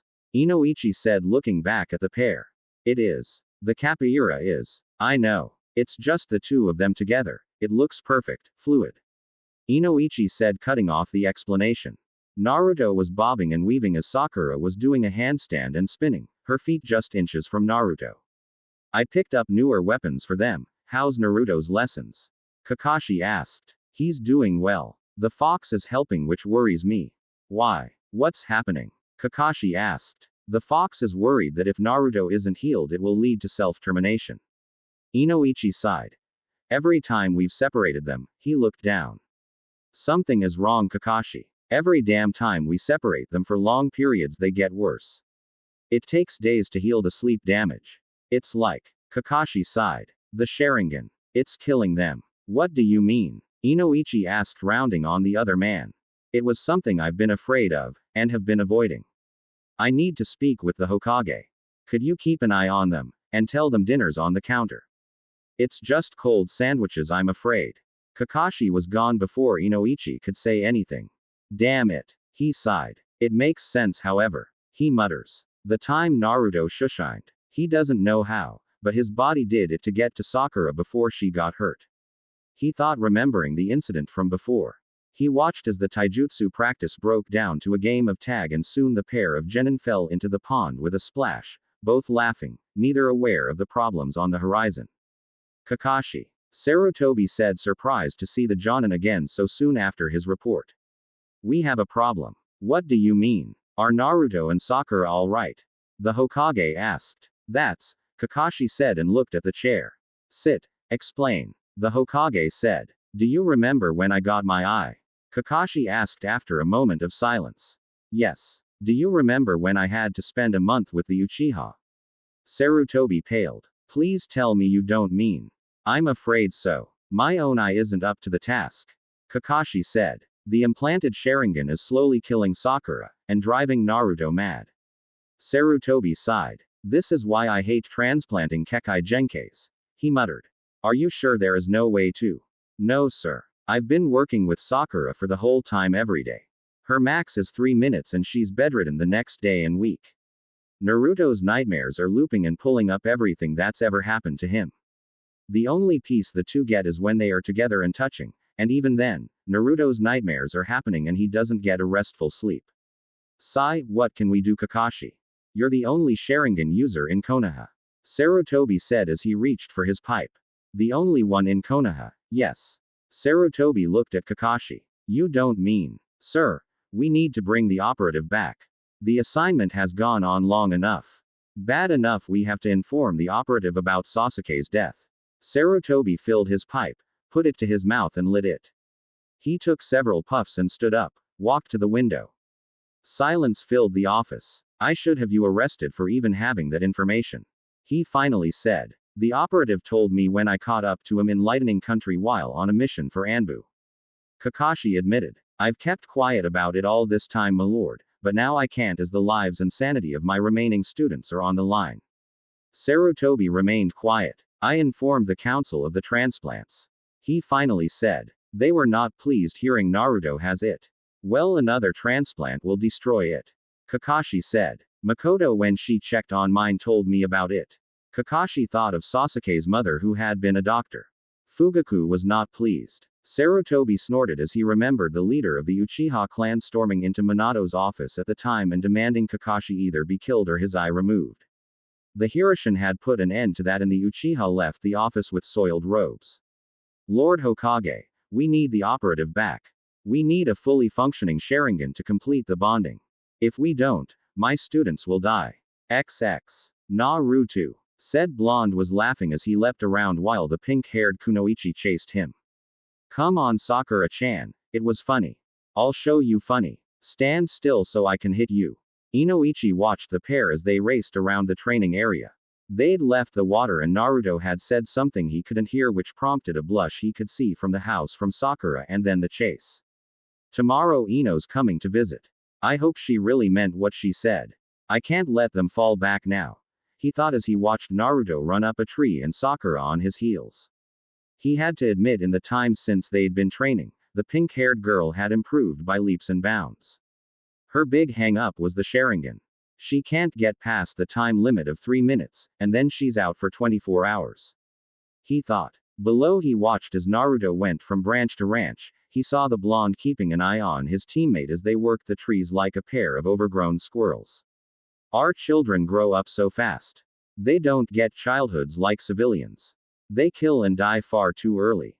Inoichi looked at the weapons he'd unsealed from the scroll Kakashi had left. The bladed tonfa made him shudder, and the chain and kunai looked just as deadly. He could tell who they were for. What is Kakashi planning? XX. Hokage's office. You realize that by bringing this person here, and revealing what happened that day. I know. I need to speak with my team as well, they are unaware of things. Naruto and Sakura at different times have talked with me about killing Itachi. I told them they can't until they are ready. Sarutobi sighed. I will bring the operative back, but not to the village. I'll have the operative report to your training area. Kakashi bowed his head. Thank you, Lord Hokage. My students. I hope this works, Kakashi. The old man said with a sigh. Let me know in a week how things are going. Kakashi bowed and shushined away. XX. The next day. Now Ino, you will behave. Inoichi said as they approached the hotel-turned-training area sanctuary for Team 7's survivors. Ino nodded. She'd thought long and hard about how she'd acted that day, and she was disgusted with herself. She'd spent time talking with her mother and vented her frustrations and thoughts, and her mom had listened and asked questions, forcing Ino to think even more. Do you think Forehead will forgive me? She asked her dad as they walked. I believe so, princess. Inoichi said. He'd talked with Sakura and how she felt about her friendship with Ino, her revelation about breaking it off when they both started chasing Sasuke. How she felt over Ino's reaction. They came closer and found a sign that said they were around back. What's that mean? Ino asked. Kakashi's got them training, Inoichi said. The Yamanakas walked around the side and found Naruto doing a handstand on water with Sakura standing on his feet, or more to the point 1 foot, and going through several motions of blocking with a kunai, while Kakashi on the bank threw shuriken and kunai at her from different angles and maintaining her balance. Wow, that's cool, Ino said, which caused Naruto to look up and lose his focus, which dropped him and Sakura into the water, the pink-haired girl yelling, Naruto, as she hit the water. Kakashi sighed and slipped the weapons in his hand away. Inoichi.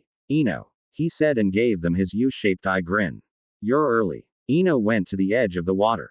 Sorry about that forehead, she said. But that was cool. Sakura huffed as she climbed out of the pond. Naruto was apologizing as he flopped onto the bank and shook, which made Ino think of the Inuzuka dogs. It's okay, Naruto. It's why we were using the pond. Sakura sighed. You need the chakra control and I need to learn to concentrate. Ino's eyes were locked on the eye patch. I know, pig. But I couldn't stand the headband like Kakashi-sensei and Naruto-kun here. Naruto came back with a towel and Sakura accepted it. You both really have. Ino swallowed. Sakura. Naruto, I want to apologize for how I behaved that day. It's okay, pig. Sakura said. You were hurt and. No, it's not alright. I've had time to think about how I behaved that day, and I'm disgusted with myself. She looked over to where her father was talking to Kakashi. So, Naruto wandered away, leaving the two girls to talk. She noticed Sakura's gaze moving towards where the blonde was standing on a tree trunk while going through Akata. What's up with you and the baka? Ino asked. Don't call him that, Sakura said with a snarl, her green eye flashing as she faced the other blonde. Don't you dare call him that. Ino blinked. But he is. Naruto's the dead last. Everyone knows. Ino didn't get any further as Sakura grabbed her by the front of her shirt and with a motion that seemed like practiced ease heaved the blonde girl into the pond. Ino landed with a scream and a splash. Sakura was walking on water towards her, a very pissed off expression on her face. You and all those thrice damned villagers, including my mother, do nothing but insult and put down Naruto when all he does is try. Ino sputtered as Sakura reached down, grabbed her and pulled her up. What the hell? When did forehead get this strong? I won't let anyone, you, my mother, or any of those hypocritical villagers harm him anymore. Sakura snarled, holding Ino inches off the water by her shirt. Ino saw Naruto was coming their way and she turned to see Kakashi and her father watching. Sakura shook her a little.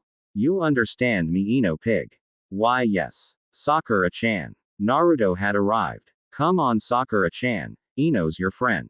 Don't fight. Sakura understood the unspoken. Over me. She shot him a look and he shrugged. Can you walk on water yet? Sakura asked and Ino shook her head. Asuma-sensei just started us on that. Sakura with Naruto's help got Ino to the shore. Come on, pig, I'll show you where the towels are, and I think I have a pair of sweatpants and a top you can borrow. The girls walked towards the hotel and Naruto sighed. He was heading back to his chakra practice when he doubled over. A stabbing pain from where his Sharingan eye was. He went to his knees as he heard Sakura scream, Naruto. Kakashi's. Shit. A figure emerged from the trees. It reminded him of Haku, but the mask had the leaf symbol and the mask was black with gold marks, and the nin wore green and black. It was his last image before he passed out from pain. What the hell? We're dying. Naruto turned and saw the seal and cage. What do you mean? It means I tried to meddle with the seal and the Sharingan in ways to allow me to escape and I up. The Kyuubi admitted. Of course, I didn't know of the bonding flaw. Stupid paranoid Uchiha. What are you talking about? Naruto asked. I mean that after I changed the Byakugan into the Sharingan, the Uchiha I gave it to built in a failsafe. Stupid paranoid monkey humping. Yes, whatever. So, because you tried to mess around, after you said you couldn't, I'm dying. Great. Naruto said and kicked the wall. It's not what I did. The Sharingan has a built-in failsafe, as I said. It's killing you and the girl. The Kyuubi said. But it seems that my actions have accelerated it and we're dying sooner rather than later. Naruto sighed as he ignored the fox. Figures. Anytime something starts to go right in my life, it snowballs and I get screwed. Only this time, it's going to kill Sakura-chan as well. Fantastic. Maybe I should have died all those years ago at the hands of the mob. Then perhaps Sasuke wouldn't have tried to save me, and Sakura-chan would be safe. Quote. Get a grip, brat. Whine and cry. Shut up, hairball. I'm sick of your lies. Ever since Inoichi-san brought me here, it's been one lie or another. Because of you my life was shit from the day I was born. Naruto looked at the various entrances. Might as well look around. Give me something to do other than hear the shit from you. Naruto. Wait. The Kyuubi said, trying to get him to stay, but Naruto slipped into a pathway and was gone. Crap. I don't want to die either, kid. Kyuubi muttered. XX. Real world. Do something. Sakura yelled. Kakashi held her back while the masked figure carried Naruto inside. Who is that? Help. Kakashi said, praying mentally that the operative could fix this. Ino looked on helpless. What's happening? She asked, looking at her father who was right behind Kakashi as they followed the figure into the house. They found the masked and cloaked figure putting Naruto on the couch in the living room and sitting on the edge. Kakashi walked up. Thank you for coming so quickly. I know this is difficult, and save it, Kakashi. Ino and Sakura were surprised to hear a female voice coming from behind the mask. The third told me. The voice was softer now. I am so sorry. Kakashi tried, but the figure ignored him.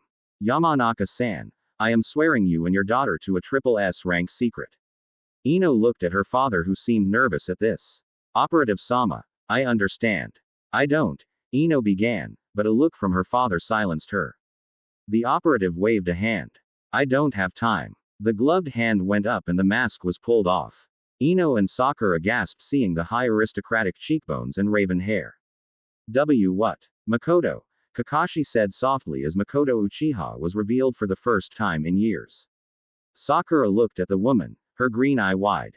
I'll help him first since he's further along. The woman said in that even flat tone the Uchiha were known for. Sit down, girl, she said, and her dark eyes went back to Naruto who had broken out in a cold sweat. Sensei, what's going on? The pink-haired Kunoichi asked. The unveiled Makoto looked up and scowled. You haven't told them? She asked. I thought I had time. Kakashi admitted. Makoto said, and it reminded Sakura of Sasuke. She watched the Uchiha woman peel Naruto's normal blue eye open, then pull his headband off and check the implanted Sharingan. You did nice work on the transplant, she said to Kakashi, who just shrugged. I was more interested in keeping my remaining students alive. Yes, Makoto said in a dead tone of voice. She sighed and stood up and looked at Kakashi. We need to talk. What about Naruto? Sakura asked, but Makoto ignored her. Kakashi looked at Makoto Uchiha for the first time since the Uchiha massacre. The door was sealed and a privacy jutsu was placed on the room. I am sorry about Sasu's slap. The slap interrupted Kakashi's apology to the woman before him. You bastard. Not only are you irresponsible enough to take genin on a mission they aren't ready for, but then to transplant an eye into children, and knowing the effects you let them go this long without aid. And what aid is that, Lady Uchiha? Itachi. Kakashi asked. You should have sent word to me the moment it happened like you did now. Not wait until the Kyuubi mutated it and its effects sped up. Silence reigned. Then Kakashi asked, can you save him? I shouldn't. Makoto said softly as she stepped away and looked out the window. I should let them both die. Makoto, please. You were spared, Kakashi. My husband hated you being out of our control. He had plans to have you either assassinated or forced into a marriage with one of the branch members. Will you save my students? Please, if not for me, then, save Minato's son. Makoto turned and looked at Kakashi. So it is true. He truly is the fourth's legacy in more ways than one. Yes. I was too stupid. No argument there, Kakashi. Makoto said. I'm going to need the Yamanaka's help with the boy. The fox did something strange. She fell silent for a bit, then sighed. You made a real mess of things, Kakashi. My students were dying. I did what? He began, but she turned away. Not only with them, but with Sasuke. He needed a friend and someone who would have helped him. He needed his mother more. Kakashi fired back and then looked sorry he said what he did. I know. Makoto said softly. On the day the Uchiha died, I made the sacrifice no mother should ever have to make. I abandoned my sons when they needed me most, and for that, when the day comes and my death really does happen, I will beg for a special hell, no matter how much good I've done being undercover as I am. No matter how many lives I've saved or will ever save, my punishment can never equal the pain I caused my sons. Makoto looked at Kakashi. Get Inoichi, and then get the girls out of the room. Put them in some training. This will take time. Makoto said, becoming all business again. Kakashi looked at the woman who helped save him when he got Obito's eye, and he didn't see a ninja operative, he saw a broken woman who gave up everything. Silently he turned and left. He understood her pain in some way with his own history. XX. Naruto's Mindscape. Kit. Kyuubi's voice rumbled. No. Kyuubi's head jerked up seeing the Yamanaka again, and this time a woman with raven hair. An Uchiha, and not the traitor. Quiet beast. The woman hissed. You've done enough damage here. She turned away and went towards a set of glowing-looking pipes. You have been busy, she muttered, touching them. One glowed red, one blue, and one held a soft gray. I do what I can, monkey. Why are you here? Inoichi stepped forward. Naruto is dying. Snort, I know this already, fool. Damn, Uchihas built a failsafe into their bloodline. Inventive. The Kyuubi sounded pleased about something, but Inoichi didn't want to figure out what. We're going to try and save Naruto. And me. Kyuubi sounded amused. If I had my way, Fox, I would save the boy and see you banished to the 9th level of hell. Who are you, female? I am Makoto Uchiha, the mother of Sasuke and Itachi. She said as she felt the pipes. And Uchiha. Fix the blasted eye, woman, be quick about it. Kyuubi demanded. No, she said, and turned to the cell where the seal glowed brightly on the bars. Before I do anything to help the boy, you and I are going to have words, monster. And when we're done, you will know your place. XX. Real world. Sakura jumped rope while on top the water. Kakashi was going out of his way to design chakra building and control exercises for her and Naruto. She allowed her eyes to drift back towards what she has considered home, and fell into the water. She surfaced to hear Ino laughing as she was doing the tree walking exercise nearby. Shut up, pig. Sakura muttered, pulling herself onto the shore and wringing out her hair. Focus, Sakura. Kakashi said from where he was doing meditation atop the water. Sorry, sensei. I'm worried about Naruto. I understand, Sakura. His own eye opened and he looked at her. Will that happen to me, sensei? She asked, picking up the jump rope. From where he was, he heard the tremor in her voice. You have time before that happens, and Makoto will have you up and running without problems in no time. Sakura still looked nervous. What is happening really? Sakura asked, walking out onto the water near her teacher. Kakashi sighed, but didn't rise. A failsafe. At the founding of the Uchiha clan, they did something so that if the Sharingan was ever stolen, it would eventually kill the person it was placed in, unless it was truly unlocked by bloodline-wielding Uchiha. He looked at her sadly. I had hoped that Sasuke's being newly woken wouldn't have had time, but it seems it's a genetic defense. Did you? I mean, I'm sorry, Sakura stumbled around her question. When I received Obito's Sharingan, I nearly died before Makoto took me in and opened it for me. She showed me how to use it properly, and taught me exercises. Kakashi stood. I plan on teaching them to you and Naruto, but first you need more chakra reserves and Naruto needs more control. Since we've been here, you both have improved by leaps and bounds. Sakura looked down for a moment. Sensei. Who is that woman? Makoto Uchiha. She's Sasuke's mother. Kakashi said. What? But, where has she been? Why was he left alone? WWH. Sakura. Stop. Kakashi said, putting a hand on the young Kunoichi's shoulder. He sighed when her bright green eye looked at him. Makoto is a special operative. She's been away undercover. Her even being here, this whole thing is a mess.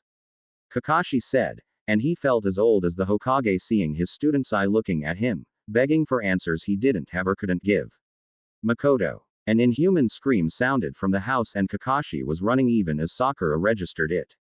Naruto. Kakashi hit the door with his shoulder and bounced off hard. It was glowing blood red with chakra. From the other side they could hear Naruto's howls of pain and fear. Sakura looked on helplessly as Kakashi flashed through hand seals and tried a Kaden jutsu that just was absorbed. Ino stood next to Sakura. She had taken longer and finally got there to see the Jonin bounce off the sealed door a second time. Damn it. Kakashi swore as his hands flashed through a series of seals and the sound of chirping and the smell of burning ozone could be heard as Kakashi lunged at the door. Chidori. He roared and slammed the lightning attack at the door. Sakura was holding her breath as the attack crackled. XX. Naruto's mindscape. Stop. Stop it now, woman. The Kyuubi howled as Makoto ignored him and he watched as she sliced the chakra paths. You're killing us faster. Inoichi stood by. Makoto had told him not to interfere no matter what. He watched as she disconnected the paths to the Kyuubi's cage and with a surgeon's precision molded them together well away from the seal. Stop. The Kyuubi wailed. Silence, demon. Makoto said, not even looking up from her work. You've made this mess. Now I am cleaning it up and preventing you from further influence. The Hokage should have done this years ago. Inoichi agreed with that silently. He heard a scream and turned. It's the boy. Makoto said, her eyes still on her task. Go and find him, console him and bring him back here. Inoichi nodded to the Uchiha woman and using what he knew of mind arts he sought out Naruto. Kyuubi howled again as Makoto sliced another path.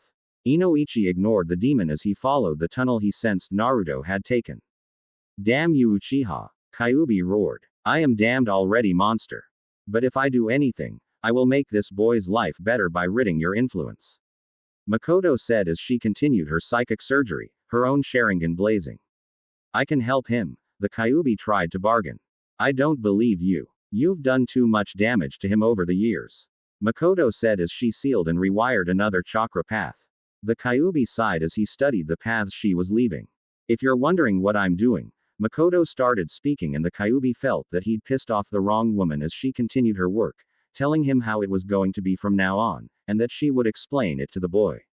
XX. Inoichi followed the screams of pain and he finally found Naruto near a pool. It was a memory reserve. Naruto. He said, kneeling next to the boy whose back was arched in pain as another wave of pain lanced through him. Naruto. Focus on my voice. Inoichi said, taking the younger blonde's hand. It's not real. He said. Kami, the boy shouldn't be feeling what Makoto is doing. The Yamanaka clan head thought as he watched as chakra swirled around the boy. It hurts. Naruto hissed. Inoichi picked him up and rushed back to the Kyuubi's chamber. XX. Real world. Kakashi backed away and looked at his hand. He'd poured a lot of chakra into that last Chidori, his hand was blistered. His eye studied the door and he saw that it hadn't made a difference. I need to get through this. He thought, preparing for another shot with the Chidori. He knew his chakra reserves were running low already. I don't care what happens to me. I need to check on my student. He thought, not liking the feeling of the red chakra. Sensei. He turned to see Sakura go to her knees, her hands covering the area where her own Sharingan was. Somethings. Sakura slumped to the floor unconscious. Sakura. Ino yelled and rolled her friend onto her back. Kakashi was there.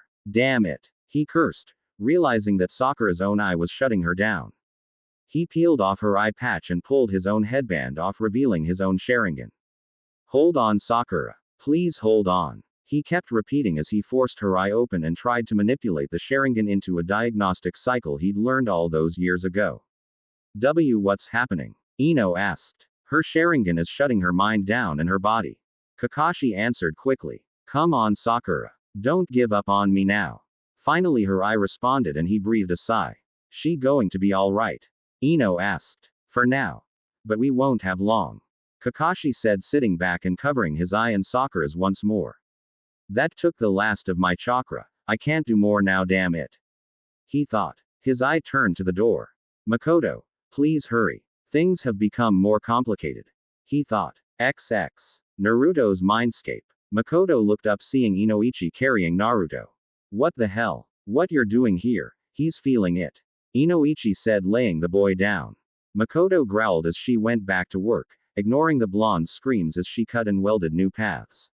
I'm nearly done, she said. Kyuubi had fallen quiet and Inoichi peered in to see the fox panting and laying on its side. What happened? I severed several of the connections. The fox had been siphoning power from the boy. Expect him to have better control after this, as he won't be fighting every step of the way. Makoto said in a toneless voice that all Uchiha developed naturally, it seemed. Inoichi used several mental disciplines and pushed with his own chakra, trying to ease Naruto's pain. Keep him going, Yamanaka. I'm nearly done. Makoto said. I'm trying. Inoichi said as he felt the chakra enter Naruto. The mental representations brought a closer connection to chakra, and in the mind Inoichi and his clan could see how chakra moved in its various shades and colors. It was a skill he was looking forward to teaching Ino. If she ever focuses, she could be a damn fine ninja. The Yamanaka clan leader thought as he worked on easing the pain from the boy before him. Street stop. Kyuubi's breathing was labored and the mental representation seemed to have shrunk down to the size of an Inuzuka dog. Makoto ignored him. Why you cut that one, and you kill the boy and his pink-haired mate? The Kyuubi intoned. Makoto paused and finally looked at the fox. How do I know you're not lying? Oh, on my rule A as the nine-tail, I swear it. Kyuubi intoned. Makoto paused, then moved her hand away. She looked at her work a moment, then ignoring the fox she went and knelt next to Naruto, whose breathing was slowing down now that she was no longer performing psychic surgery. Hello Naruto. Why you're an Uchiha? He said, seeing her eyes. Makoto smiled. I am. We'll talk more, but right now I need you to look into my eyes. Your Sharingan is killing you, and I need to disable the safety and allow you to access it properly. What about Sakura-chan?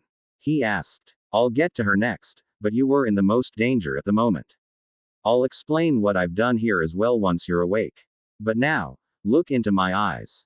Naruto did, and he actually felt his Sharingan responding. He would swear if asked he heard it spinning like a combination lock, and after several minutes he heard a click.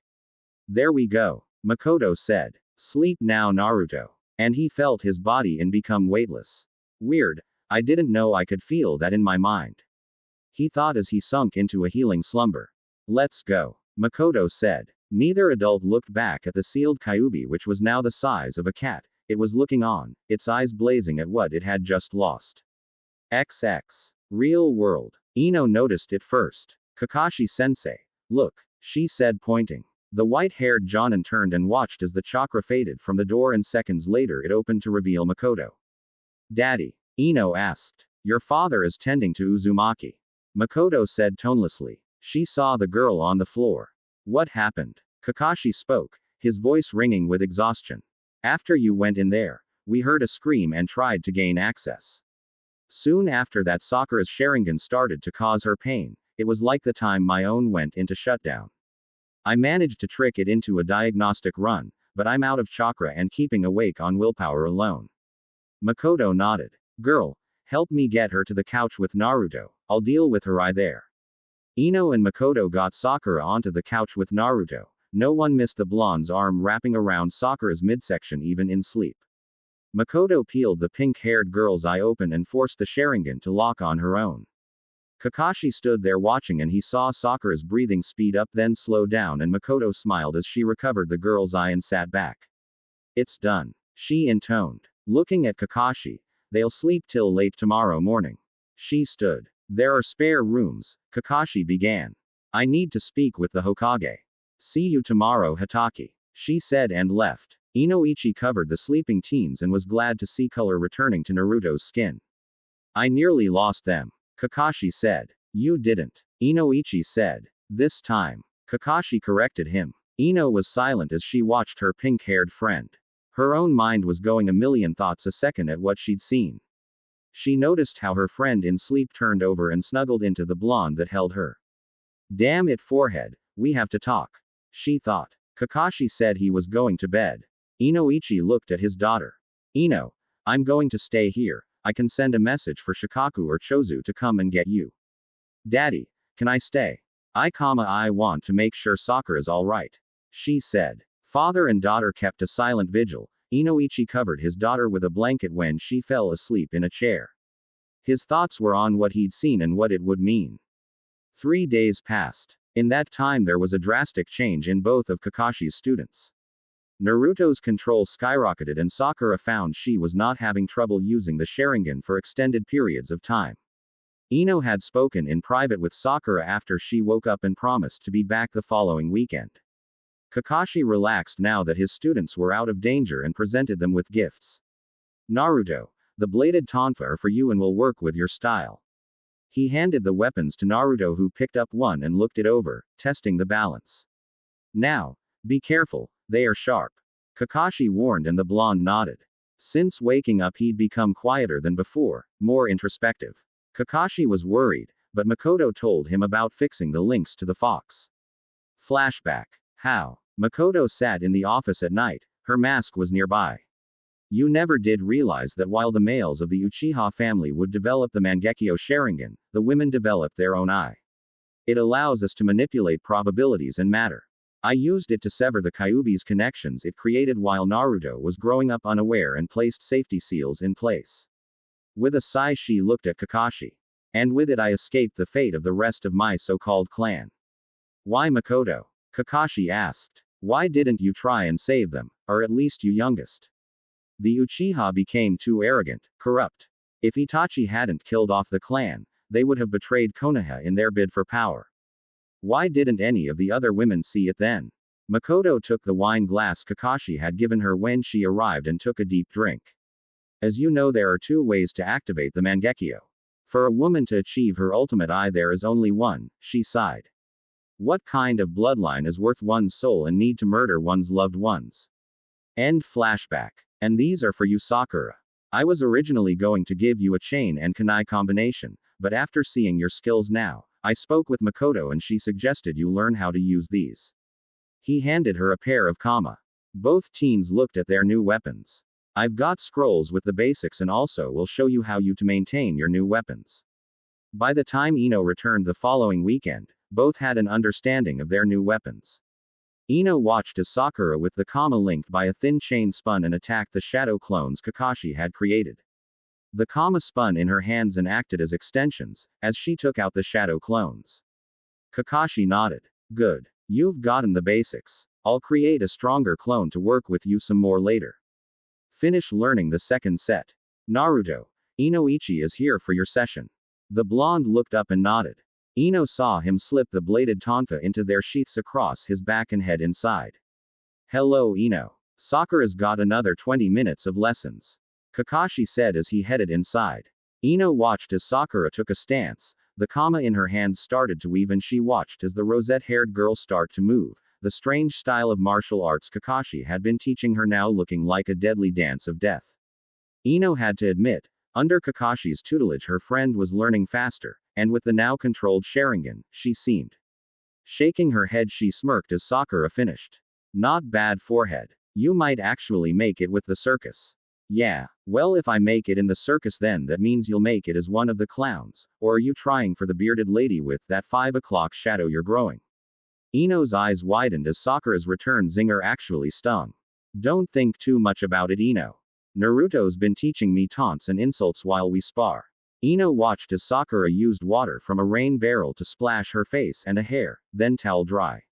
What's with the weed whackers? Ino asked seeing Sakura hook them to her back. Kamas. They are a ninja weapon Ino.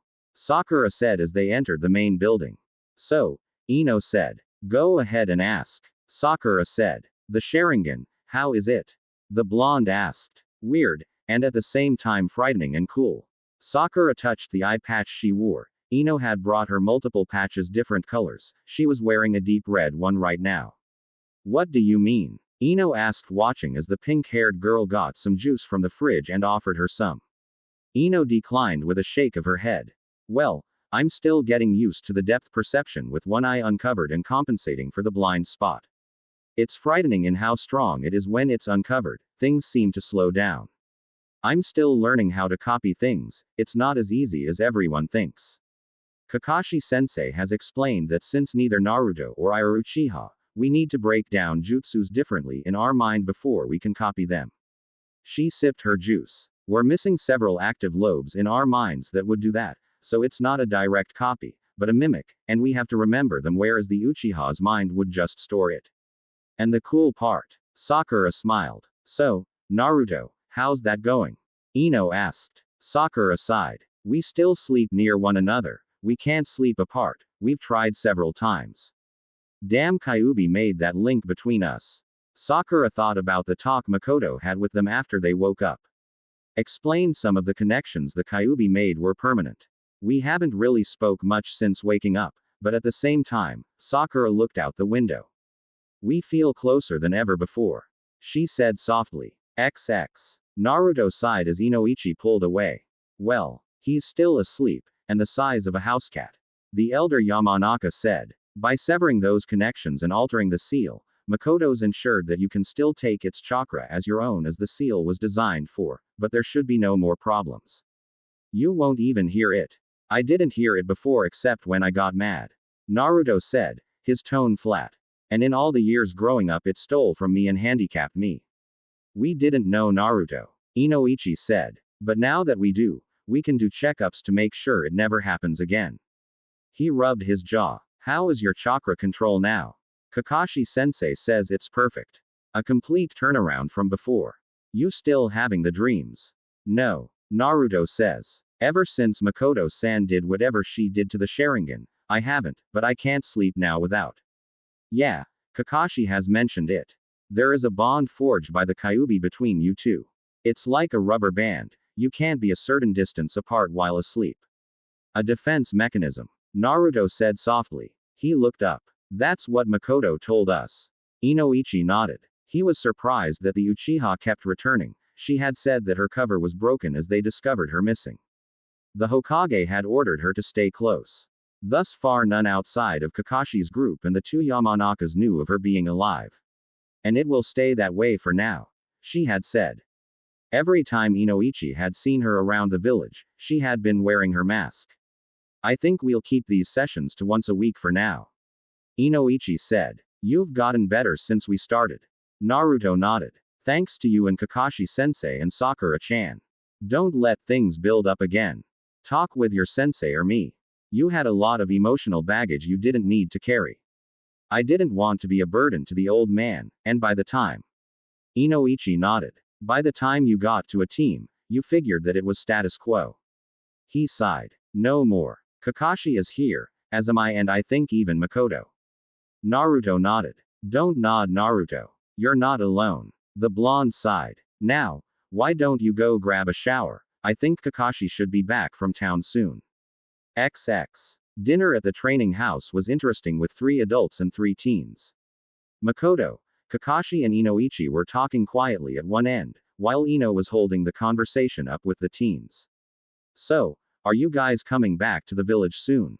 I mean, it has been months. Sakura shared a look with Naruto, their uncovered eyes holding a whole conversation.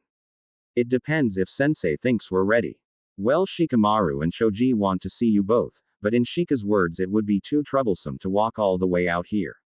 Naruto snorted. Lazy. He muttered. How are the others? Sakura finally asked. Ino shrugged. Team 8 has been doing a lot of D-rank missions. My team, well, we get 1 a day, then we spend it training and Asuma takes us out for lunch. Usually barbecue. Sakura smirked. You still eating so little? She teased. I need to watch my figure. Ino said. Trust me, you're hurting yourself. Sakura said. I finally started to eat right and I feel better and not so wiped out after training. She's right. Naruto said. Your body will start to feed on your muscles first if it needs energy. And jutsus consume energy. Think about if you use any of your family jutsus. You could use them longer if you ate properly. Ino looked from the blonde to the rosette and sighed. Her own father had told her the same thing, as had Asuma. But, I don't want to get fat. Ino whined. You won't. Sakura said. Ino, we're ninja. Our training alone ensures that. But Choji is fat and. The 3 paused as if they could hear a distant cry of, I'm not fat, I'm big boned. Shaking her head she continued, and look how he eats. Ino, Choji's whole clan is like that. Their body is designed for their family jutsus. Look at Shikamaru. His family is designed for flexibility to use their shadows, while your family has strong mental capacity and your minds develop at an early age. Sakura said. Naruto nodded in agreement. Ino sighed and Sakura smiled as she slid a plate of food in front of her friend. I'll help design you a workout program. Ino nibbled on the chicken, which soon turned into a ravenous consumption. Naruto leaned over to Sakura and whispered, You'd think she hasn't eaten in a while. Probably hasn't. Sakura whispered back. The adults watched and Inoichi smiled in relief. There goes the dieting. Now maybe her mother can actually feed her properly again. As the meal was winding down, Kakashi cleared his throat. Naruto. Sakura. He said, starting off. I have been informed that this year's Chunin exam will be taking place here in Konoha. Ino smiled as she handed her form to Asuma. She'd known about it before Shikamaru and had smirked about it the whole time. Why are you so happy? Shikamaru asked, handing in his own, even though he kept saying this was too troublesome. Saw Sakura and Naruto, they plan on taking the exam. She said. Asuma paused in lighting his cigarette and looked at the lone kunoichi on his team. They have a new teammate? He asked. No, Ino said. Last night Kakashi talked with them about taking the exam with the rest of us, but he didn't tell them about a new teammate. She was concerned now. Why? Because you need a team of 3 to partake in the exam. Asuma said. What is Kakashi playing? He muttered. XX. Kakashi looked at his team as they entered the city gates for the first time since they'd left. Naruto had become closed in the closer they got to the gates. Sakura, picking up on her friend's mood, moved closer and closer with each step. Halt. A pair of Chunin stepped out of the shadows. Oh, hey Kakashi. Azumo, Katetsu. Kakashi greeted them. And who do we have here? Katetsu asked, joining his friend. My team. Sakura Haruno and Naruto Uzumaki, returning from training trip. We're heading to report to the Hokage now. Both genin flashed their ID badges. Hey, Naruto. Welcome back. Azumo said. Yeah, it's been far too quiet without you around. Katetsu said, giving the blonde a grin. They saw the patch and covered eye on each genin. Copying the copycat, man, Kakashi gets all the luck. Kakashi said nothing, but put a hand on Naruto's shoulder. Well, as Guy says, I am cool and ultra hip. He winced saying those words, but anything for his student who was tensing as this kept going on. We'll catch up later, we really need to report to the Hokage. Kakashi said, steering his students away. Once the trio was out of sight, Azumo looked at Katetsu. You notice? Yeah, I hope he bounces back. We'll be on watch. I'll pack the cooler and the chairs up. We'll make sure he becomes happy again. We could take him to a strip joint and. They both winced, getting whacked in the back of the head by a purple-haired Anbu who had dropped down from the roof. I meant to say we'll take Hayate to a strip. The smack knocked Katetsu stumbling forward. Idiot. He meant to say we'll pay you to strip, and the blow to the gut knocked the wind out of him. Hey, you think Yugao would wear the mask? The shuriken buried in the ground, grazing the padding of his pants at a very sensitive area. Gecko is a lucky bastard. Azumo said, helping his friend back up, and they kept their mouths shut as the Anbu woman vanished back to the shadows. XX. Hokage's office. The knock was a welcome one, and Sarutobi sighed as he put another stack of papers aside to go out. Enter. He called. He smiled seeing Naruto enter first, followed by his teammate. Sakura Haruno. The Hokage mentally corrected. And finally Kakashi. Lord Hokage. Team 7 reporting back for active duty. Kakashi said formally. Noted. Hello Naruto. Sakura. He looked at the blonde. He's still not like he was, but he doesn't look shattered like he did when they first came back. He thought. Welcome home, Lord Hokage. Sakura said with a bow. OG-san. Naruto said, his lone blue eye meeting the Hokage's. The old man gave him a smile. I've missed you, my boy.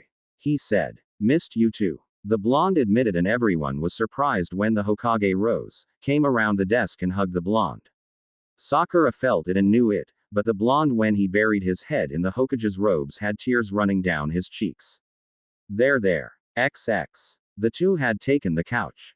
So, you've decided to stay as ninja of Konoha, good. Naruto smiled somewhat. I thought I was ready, but the closer we got to Konoha. It will pass, Naruto.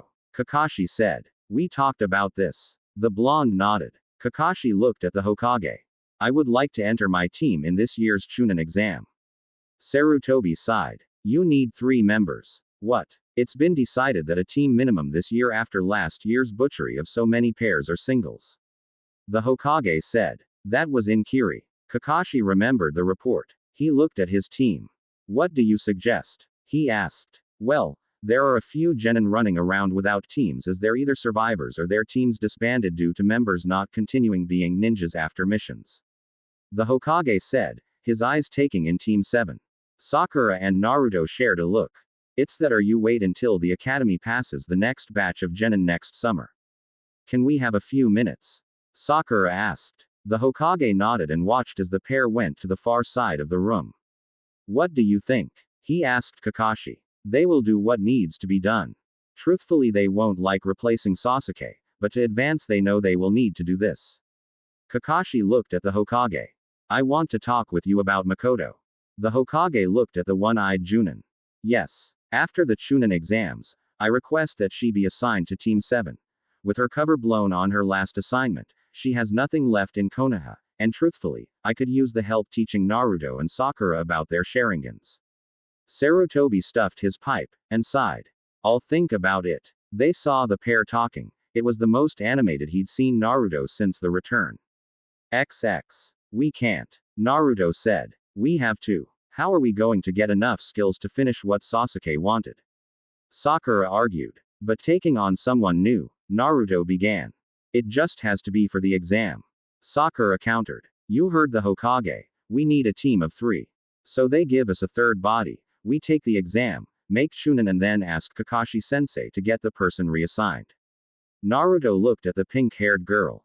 That's cold, Sakura-chan. That's life. If it was fair, Sasuke would be here with us and we wouldn't be worrying about what to do. We both wouldn't have nearly died and you wouldn't, Naruto started to say, but stopped and looked away. Sakura realized what was left unsaid and reached out, but he backed away. You would still hate me, hanging in the air. Fine, tell the old man we'll take the temporary teammate. Naruto said. Sakura sighed knowing that she couldn't leave the words unspoken, unanswered. Naruto, I don't feel that way, you are important to me. Yeah, sure. Naruto said as he faced the window. Sakura sighed. He'd been getting moody ever since they left Kakashi's training house. The looks from the villagers from the gate to the tower didn't help, and now he was hearing the words she used to say, but now would never utter again, and it hurt to see the gap reappearing between them, all because they'd come back to Konoha. I wish we could have stayed at Kakashi's inn. It was peaceful, and no one judged us, judged him. Sakura walked up to the desk and gave a formal bow. We will choose a temporary teammate to take this year's exam with. But the person will only be temporary. She said and looked to where Naruto was standing. The Hokage nodded and pulled out several folders. These genin are currently doing D-rank missions around the village and have no teams. Look these over and speak with them. Kakashi will hand in the forms after you have a third member. Sakura accepted the folders. She turned and her lone emerald green eye softened seeing Naruto looking away. I hurt him again. Will he turn his back on me and leave me if I do it again? XX. Elsewhere. The brat has returned. Kakashi's done his job then and taught him and the girl to use the eye. Yes, my lord. They both look stronger and the boy's chakra feels stable. You think the fox has had an influence? Can I use that to gain control of them? I don't think so, my lord. And the reports we've managed to get from raiding the Yamanaka office, it sounded like something fixed the boy's control over the chakra and the fox is even less of an issue than before. Damn. What went on out at that dilapidated inn? Lord Danzo, they need a third member to enter the exam. Chuckles, good. Very good. See that we have a spy on their team. It will be difficult, my lord. The Hokage has reportedly given them a list of genin that don't have teams. Get me a copy of that list. Perhaps we can still turn this to a win in our favor. As you command. The root Anbu said and vanished. I can still play this game better than you, old man. I shall rule Konoha and the Sharingan and the fox will be my tools, and you've got them both in one body now. Danzo chuckled as he thought of the possibilities that just opened up to his designs on the future of Konoha under his control. Not that one. Sakura put the folder aside and opened the next. She didn't even have it opened all the way when Naruto said, that one either. Now you're being difficult. Sakura said, opening it and scanning it. After a minute she sighed and closed it. Naruto smiled. Shut up. Sakura said. I was right. Naruto said with a grin as he was flipping a kunai. Even you can be right once in a while. Sakura said mockingly and stuck out her tongue. Hey, don't point that at me. Who knows where it's been? Hey, the rosette said in mock rage. Naruto laughed and pulled the next folder, opened it and closed it. What, Amy? He said. Definitely not. Sakura agreed about her old tormentor with a sour face. She grabbed the next folder. We've been at this for a while, and the Hokage's secretary brought us another stack. Naruto made a HN. Sound and scanned another folder. I thought the old man said those were it. He gestured to the original stack. His secretary said those were the most recent, but not all of them. Sakura said with a sigh. All this manpower going to waste. She said. No kidding. With so many genin without teams, you'd think that instead of having them do single D rank missions, they'd reform them into full teams. Naruto sighed. Then why don't you both do that? Sakura and Naruto jumped a foot in the air as they turned to see the Hokage leaning against the wall by the door. Oji-san, don't do that. Naruto said with a hand over his heart. Sarutobi chuckled slightly as he came further into the room. Those have been waiting for the council to do for nearly a year. He said sadly. Naruto scrunched his nose at that. Why does the council have so much power? I mean, Tem was telling me a bit about what they were trying to force him to do while we were training on the tree climbing exercise. Sakura looked surprised at this. She should have realized the boys talked and did more than trade insults. Sarutobi pulled up a chair and sat down with a groan. How is your search going? Naruto grunted and showed him the stack of rejected files. Not so good. I knew a lot of them from previous attempts. Sarutobi internally winced. Well, I'm sure you'll find someone. He said. Naruto grunted and palmed his lone blue eye. Sakura noticed he did this when he was stressed. I really have gotten to know Naruto since Sasuke's death. When he's embarrassed or nervous, he scratches the back of his head and neck. When he's stressed, he uses the heel of his hand to rub his eye. That big grin he shows the world is fake, but the soft smile is real. She shook her head. How about we take a break? She said, closing a folder of another former classmate that she knew wouldn't work well with her and or Naruto. I'll buy you both lunch. Think about organizing those, and I'll buy you both dinner. The trio left, not seeing the shadow from the corner finally move.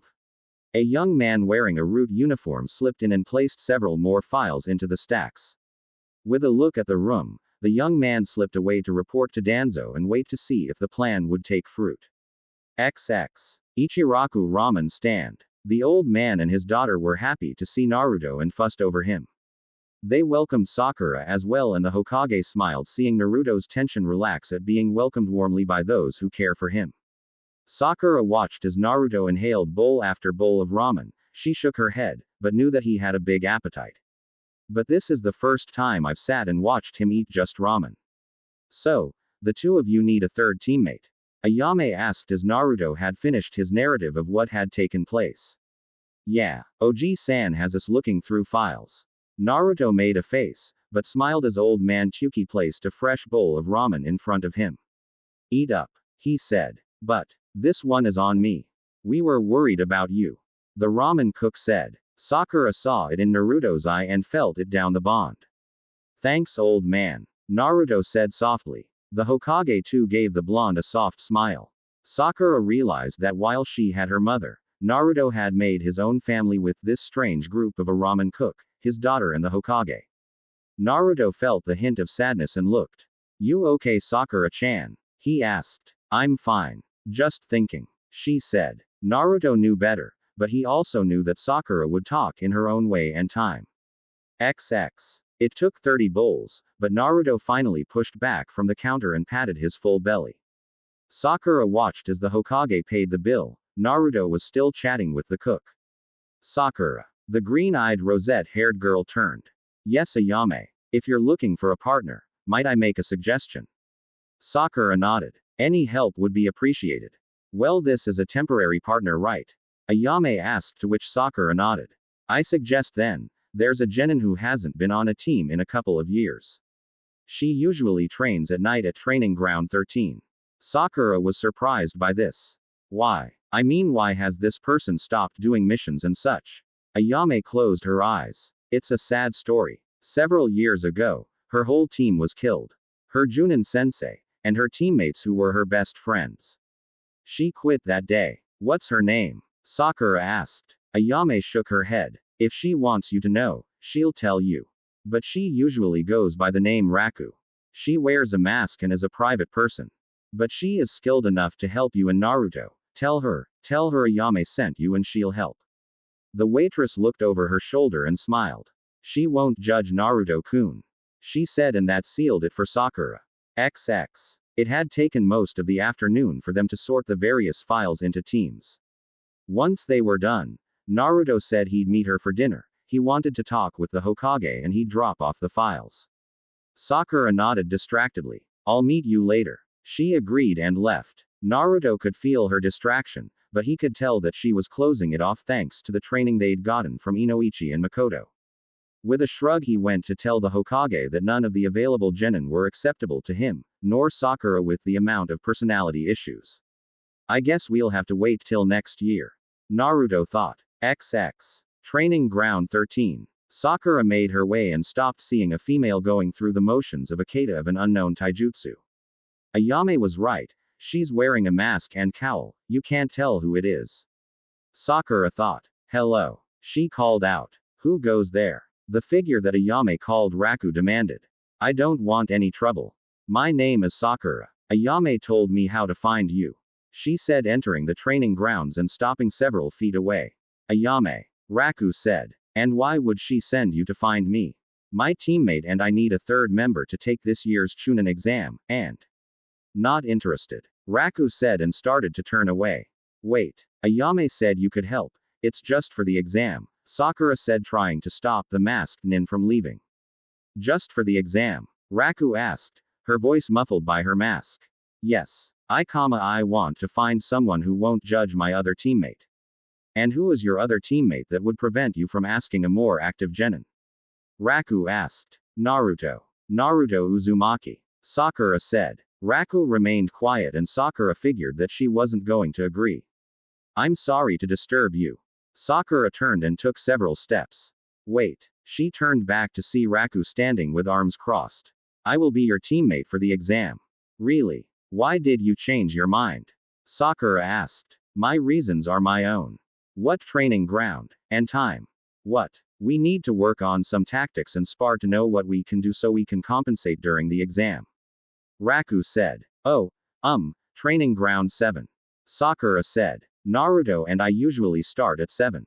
Raku nodded. I'll be there. Raku walked off. Good night. Sakura called after the masked girl.